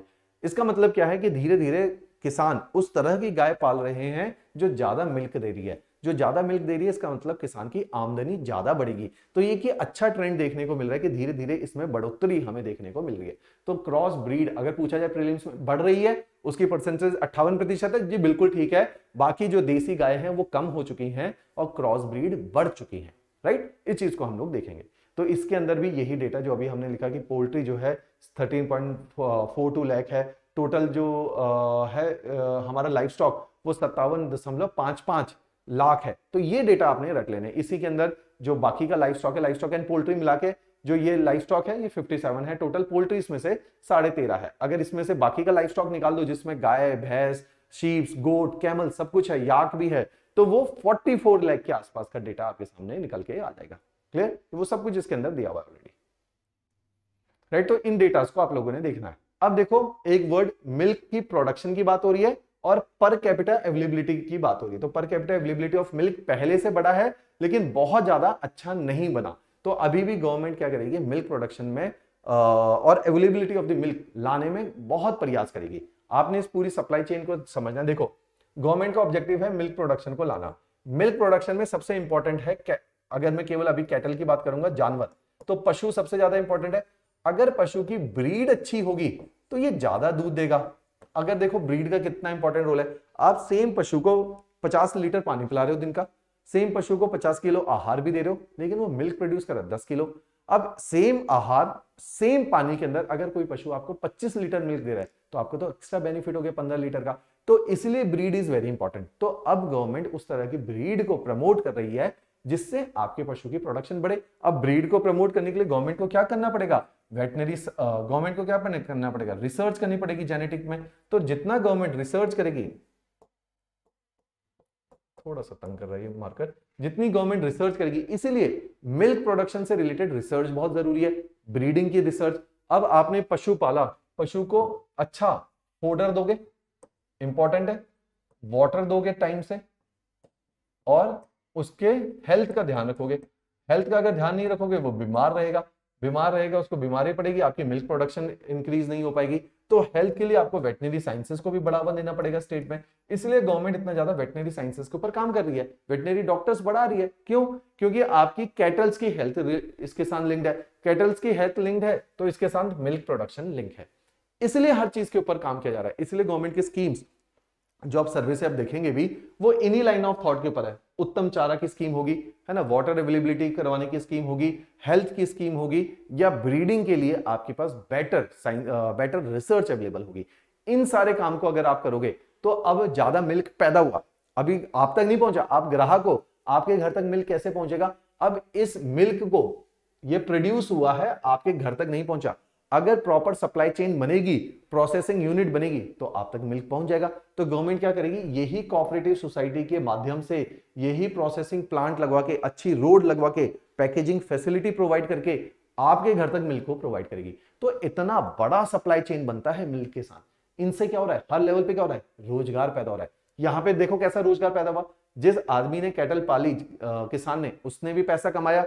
अब जहां से फोडर खरीदा, कुछ तो फोडर आप खिला रहे हो, कुछ आपको गवर्नमेंट ने बोला यार ये जो फोडर है, ये कंपनी एक फोडर बना रही है, इससे मिल्क की क्वालिटी भी अच्छी होती है, जो आप केवल चारा खिला रहे हो वो इतना अच्छा नहीं होता। इसलिए हिंदुस्तान के अंदर गाय ज्यादा दूध क्यों नहीं दे रही, क्योंकि हम सूखी घास खिला रहे हैं हिमाचल में उसको, या हरी घास काट के लाते हैं, केवल घास खिलाए जा रहे हैं। कुछ लोग उसमें और भी चीजें, लस्सी भी पिला देते हैं, ड्राई फ्रूट्स भी खिला देते हैं, वेजिटेबल्स के छिलके वो खिला देते हैं, लेकिन वो कोई प्रॉपर एक तरीका नहीं है तरीके का मतलब क्या है, एक प्रोसेस नहीं बना कि इसका जो न्यूट्रिशनल चार्ट है उसके अंदर ये सारी चीजें होती है, डाइट उसकी प्रॉपर नहीं है। तो अगर हम डाइट के ऊपर ध्यान देंगे तो अपने आप मिल्क प्रोडक्शन और क्वालिटी ऑफ मिल्क इंक्रीज होगा। तो वो कहां से डाइट होगी, वो उसका फोडर मटेरियल होगा। इसलिए गवर्नमेंट फोडर में, अगर आपको पैकेज फोडर खरीदना पड़ा तो उसके लिए भी तो एक इंडस्ट्री लगेगी, कारखाना लगेगा, तो वहां पर भी लोगों को रोजगार मिलेगा। साथ ही साथ आप देखोगे हेल्थ सेक्टर में वेटनरी साइंसेज, डॉक्टर्स को रोजगार मिलेगा। तो इतना बड़ा इकोनॉमी का चक्का चलेगा केवल गाय पालने से। तो इसलिए life stock sector is very important for the economy of Himachal, particularly for the rural development and creating self employment in the rural areas. ये सारा चक्कर, अब कोऑपरेटिव लगेगी। अब आपने एक मिल्क प्रोसेसिंग प्लांट लगाया, वो मिल्क प्रोसेसिंग प्लांट डेली के बेसिस पे 1 लाख किलो दूध लेकर आ रहा है, राइट। मैंने एक ही गांव से उदाहरण दे दिया कि 2000 किलो दूध आएगा, तो 20,000 किलो दूध आ रहा है। अगर मैं बोल रहा हूं कि एक जो प्रोसेसिंग यूनिट है वो ऐसे 20, 25, 30 गांव के क्लस्टर के अंदर एक प्रोसेसिंग यूनिट लग गया, उस प्रोसेसिंग यूनिट में एक प्लांट लग गया, उस प्लांट में रोज 1 लाख किलो दूध जो है वो प्रोसेस हो रहा है। अब उसको प्रोसेस करने के लिए कितने सारे लोगों को नौकरी मिली, दूध को लाने ले जाने के लिए कितने सारे ट्रक का इस्तेमाल हुआ, ट्रक आए तो वहां पे ड्राइवर को नौकरी मिली, ट्रक बने, जहां पे ट्रक बनने की भी एक फैक्ट्री लगी होगी, पेट्रोल भरवाए ट्रक ने, वहां पे भी रोजगार पैदा हुआ। इसलिए इस सबसे रोजगार पैदा हो रहा है। तो इतने बड़े स्केल में हिमाचल में रोजगार पैदा कर देगा केवल लाइफ स्टॉक सेक्टर, इसलिए इसमें बहुत ज्यादा स्कोप है आज की डेट में। इसलिए life stock sector is a sunrise industry in Himachal Pradesh. हम इसके लिए वर्ड क्या यूज करते हैं, sunrise industry of Himachal Pradesh, right. तो ये सारे डेटा अब आपने इन सारी लाइट के अंदर पढ़ने। अब आपको चीजें समझ आएंगी। जो मिल्क में अवेलेबिलिटी है कि हिमाचल के अंदर 450 ग्राम अवेलेबिलिटी थी मिल्क की, जो कि बढ़ के जो है 650 ग्राम पर व्यक्ति हो चुका है। स्कोप अभी और भी है, और बढ़ेगा तो न्यूट्रिशनल सिक्योरिटी देश के अंदर आएगी या स्टेट के अंदर आएगी। तो ये सारा डेटा उसी मिल्क प्रोडक्शन के ऊपर दिया हुआ है कि मैक्सिमम मिल्क काउ और बफेलो लिखा हुआ है। आज भी 70% जो मिल्क है वो काउ के द्वारा दिया जाता है। पहले वो 61% था, तो धीरे धीरे काउ कैटल्स की जनसंख्या द्वारा मिल्क बढ़ रहा है। पहले बफेलो द्वारा 35% मिल्क था, आज वो 27% पे आ चुका है, राइट। तो ये डेटा इस चीज को दर्शा रहा है, क्लियर। अब इसी के साथ देखो एग प्रोडक्शन के कुछ डेटा है कि जो है एग प्रोडक्शन कैसे टाइम के साथ इंक्रीज हो रही है, मीट प्रोडक्शन कैसे टाइम के साथ इंक्रीज हो रही है, डेटा। तो अब आपने इन सारे फ्रेमवर्क के अंदर ये डेटा को फिल करने का काम करना है। सिंपल डेटा है, ये सारे निकालने, पूरा आपने ट्रेंड नहीं देखना, आपने फाइनल देखना। हाँ यार, अभी जो है 11 लाख जो है एग प्रोड्यूस स्टेट के अंदर हो रहे हैं, पहले वो 10 लाख थे। क्या चीज दिखी है, बहुत ज्यादा इंक्रीज नहीं हुआ। इसलिए मैंने बोला था जो लाइफ स्टॉक सेक्टर दिखा रहा है कि 4% के ग्रोथ रेट से बढ़ रहा है, वो कुछ भी नहीं है। तो आपको ये ट्रेंड भी देखने की, ये ट्रेंड बहुत ज्यादा इंक्रीज नहीं हुआ। मीट प्रोडक्शन 10 साल पहले 40 के आसपास थी, आज 45 है, तो 10 साल में बस 45 ही टन, 5 टन ही इंक्रीज हुई, कुछ भी नहीं इंक्रीज हुआ। तो धीरे धीरे इसमें बहुत काम करने की जरूरत है। अगर पूछा जाए कि हिमाचल के एग्रीकल्चर में क्या प्रॉब्लम आ रही है, एक तो आप देसी सा जवाब देते हो, वो एक घिसा पिटा। एक आप बोलो जी सर लाइफ स्टॉक सेक्टर जो है वो उतनी तेजी से ग्रो नहीं कर रहा जितनी तेजी से इसकी ग्रोथ होनी चाहिए थी, जिसकी वजह से गांव के लेवल पे सेल्फ एम्प्लॉयमेंट क्रिएट नहीं हो रहा, सोशल एंड फाइनेंशियल सिक्योरिटी नहीं मिल रही। तो आप देखोगे एक आंसर बहुत पॉलिश्ड और रूट लेवल के साथ कनेक्ट करता हुआ आंसर है, एक आंसर एक जेनरिक आंसर है। बच्चे क्या कहते हैं, सर इंटरव्यू में जितने सवाल पूछे मैंने सबके आंसर दिए। आंसर थोड़ी मैटर करते हैं, depth of your answer matters. तो आपका आंसर कितना गहरा था उस पे नंबर है। आपको तो लगेगा आपने बहुत अच्छा आंसर दिया क्योंकि आपको उतना ही आता था। आप उनकी नजर से देखो ना, जो 40 साल का वर्क एक्सपीरियंस लेके बैठ के आपका आंसर देख रहा सुन रहा है, तो उसको लगेगा यार कितना सुपरफिशियल सा आंसर है, तो एक आम आदमी भी दे देगा आंसर। एक आंसर है जो जिसमें डेटा है, जिसमें डेप्थ है, जिसमें इंसाइट है, वो आंसर डिफरेंट होगा, उसी में ज्यादा नंबर मिलते हैं, राइट। तो इन चीजों का आप लोगों ने ध्यान रखना है। लास्ट पार्ट है फिशरी को लेके। फिशरी को लेके वही सारी बातें जो अभी तक हमने लाइफ स्टॉक को लिखी, थोड़ा सा तेज करेंगे, अभी टाइम की भी अवेलेबिलिटी नहीं है। तो न्यूट्रिशनल सिक्योरिटी लाएगी, रूरल एरियाज में पुअर को लेके इंपॉर्टेंट है फिश प्रोडक्शन, वुमेन को लेके और यूथ को लेके। तो आपका क्या आ रहा है, इंक्लूसिवनेस। तो वर्ड यहां पे क्या होगा, फिश कल्चर क्यों जरूरी है, वही सारी बातें न्यूट्रिशनल सिक्योरिटी और इंक्लूसिवनेस लेकर आएगा। न्यूट्रिशनल सिक्योरिटी क्यों, क्योंकि प्रोटीन रिच डाइट है इसके अंदर, राइट। तो ये देखो augment to cater the domestic export and market, तो इसमें एक्सपोर्ट का पोटेंशियल पूरा है फिश के अंदर। इसी के रिगार्डिंग ये सारे डेटा इसमें दिए गए हैं। ये बोलता है फिश सेक्टर। अब प्रीलिम्स में क्या पूछा जाता है, कितना कॉन्स्टिट्यूट कर रहा है जीडीपी का, जी बहुत कम 0.14%। दूसरा, ये total agriculture and allied activity के अंदर मात्र 1% कॉन्ट्रीब्यूट कर रहा है, ये भी अपने अंदर बहुत कम है। दूसरा, इसकी ग्रोथ रेट भी कुछ ज्यादा खास नहीं चल रही, हाँ बाकी के लाइफ स्टॉक से बेटर है, लेकिन 7% कोई ज्यादा अच्छी ग्रोथ रेट तो नहीं देखने को मिल रही, तो उतना ज्यादा ग्रोथ रेट नहीं आ रही। कैसे पता चलेगा, चार्ट के थ्रू, कि आपकी प्रोडक्शन जो है टाइम के साथ कोई ज्यादा खास बड़ी नहीं है। तो टोटल प्रोडक्शन अगर आप देखोगे ये 85,000, और उससे पहले अगर आप देखो 2012 में 85,000 और अभी 17,000, तो ऑलमोस्ट डबल की है, जिसके अंदर 7% की ग्रोथ रेट आपको देखने को मिली है, तो बहुत ज्यादा ग्रोथ रेट नहीं आई है। क्लियर? तो ये सारे डेटा आप लोगों ने देखने हैं, जिसके अंदर लैख में भी और वॉल्यूम में भी कि कितना टन है और कितने पैसों की मछली बिकी है, तो वो यहां पे आपका दे रखा है। तो इससे रूरल आमदनी आने का बहुत अच्छा स्कोप हमारे पास खुल जाता है। क्लियर? तो ये जो इकोनॉमिक सर्वे आज हमने पढ़ा, जिसके अंदर हमने चैप्टर नंबर 9 को खत्म किया है। इस चैप्टर 9 के अंदर हमने लाइफ स्टॉक सेक्टर को देखा है और फिशरी वाले पार्ट को देखा है। तो इन पीपीटीज को मैं आपके साथ टेलीग्राम के ऊपर भी शेयर करूंगा, पोर्टल के ऊपर भी शेयर कर दूंगा, ताकि आपके पास जो हाईलाइटेड फॉर्मेट में आ जाए और आपको पता चल जाए इंपॉर्टेंट एरियाज कौन से हैं, प्रीलिम्स इसमें से कैसे निकालना है, मेंस इसके अंदर से कैसे निकालना है। राइट? एक आध दिन के अंदर एक और मैं आपके लिए इकोनॉमी सर्वे लाऊंगा, जिसमें चैप्टर नंबर 10 हमारा फॉरेस्ट्री वाला कवर होगा। उसके एक दो दिन के अंदर फिर इंडस्ट्री वाला इकोनॉमिक सर्वे भी आपके साथ शेयर कर दिया जाएगा। राइट? चलिए जी, थैंक्स अ लॉट।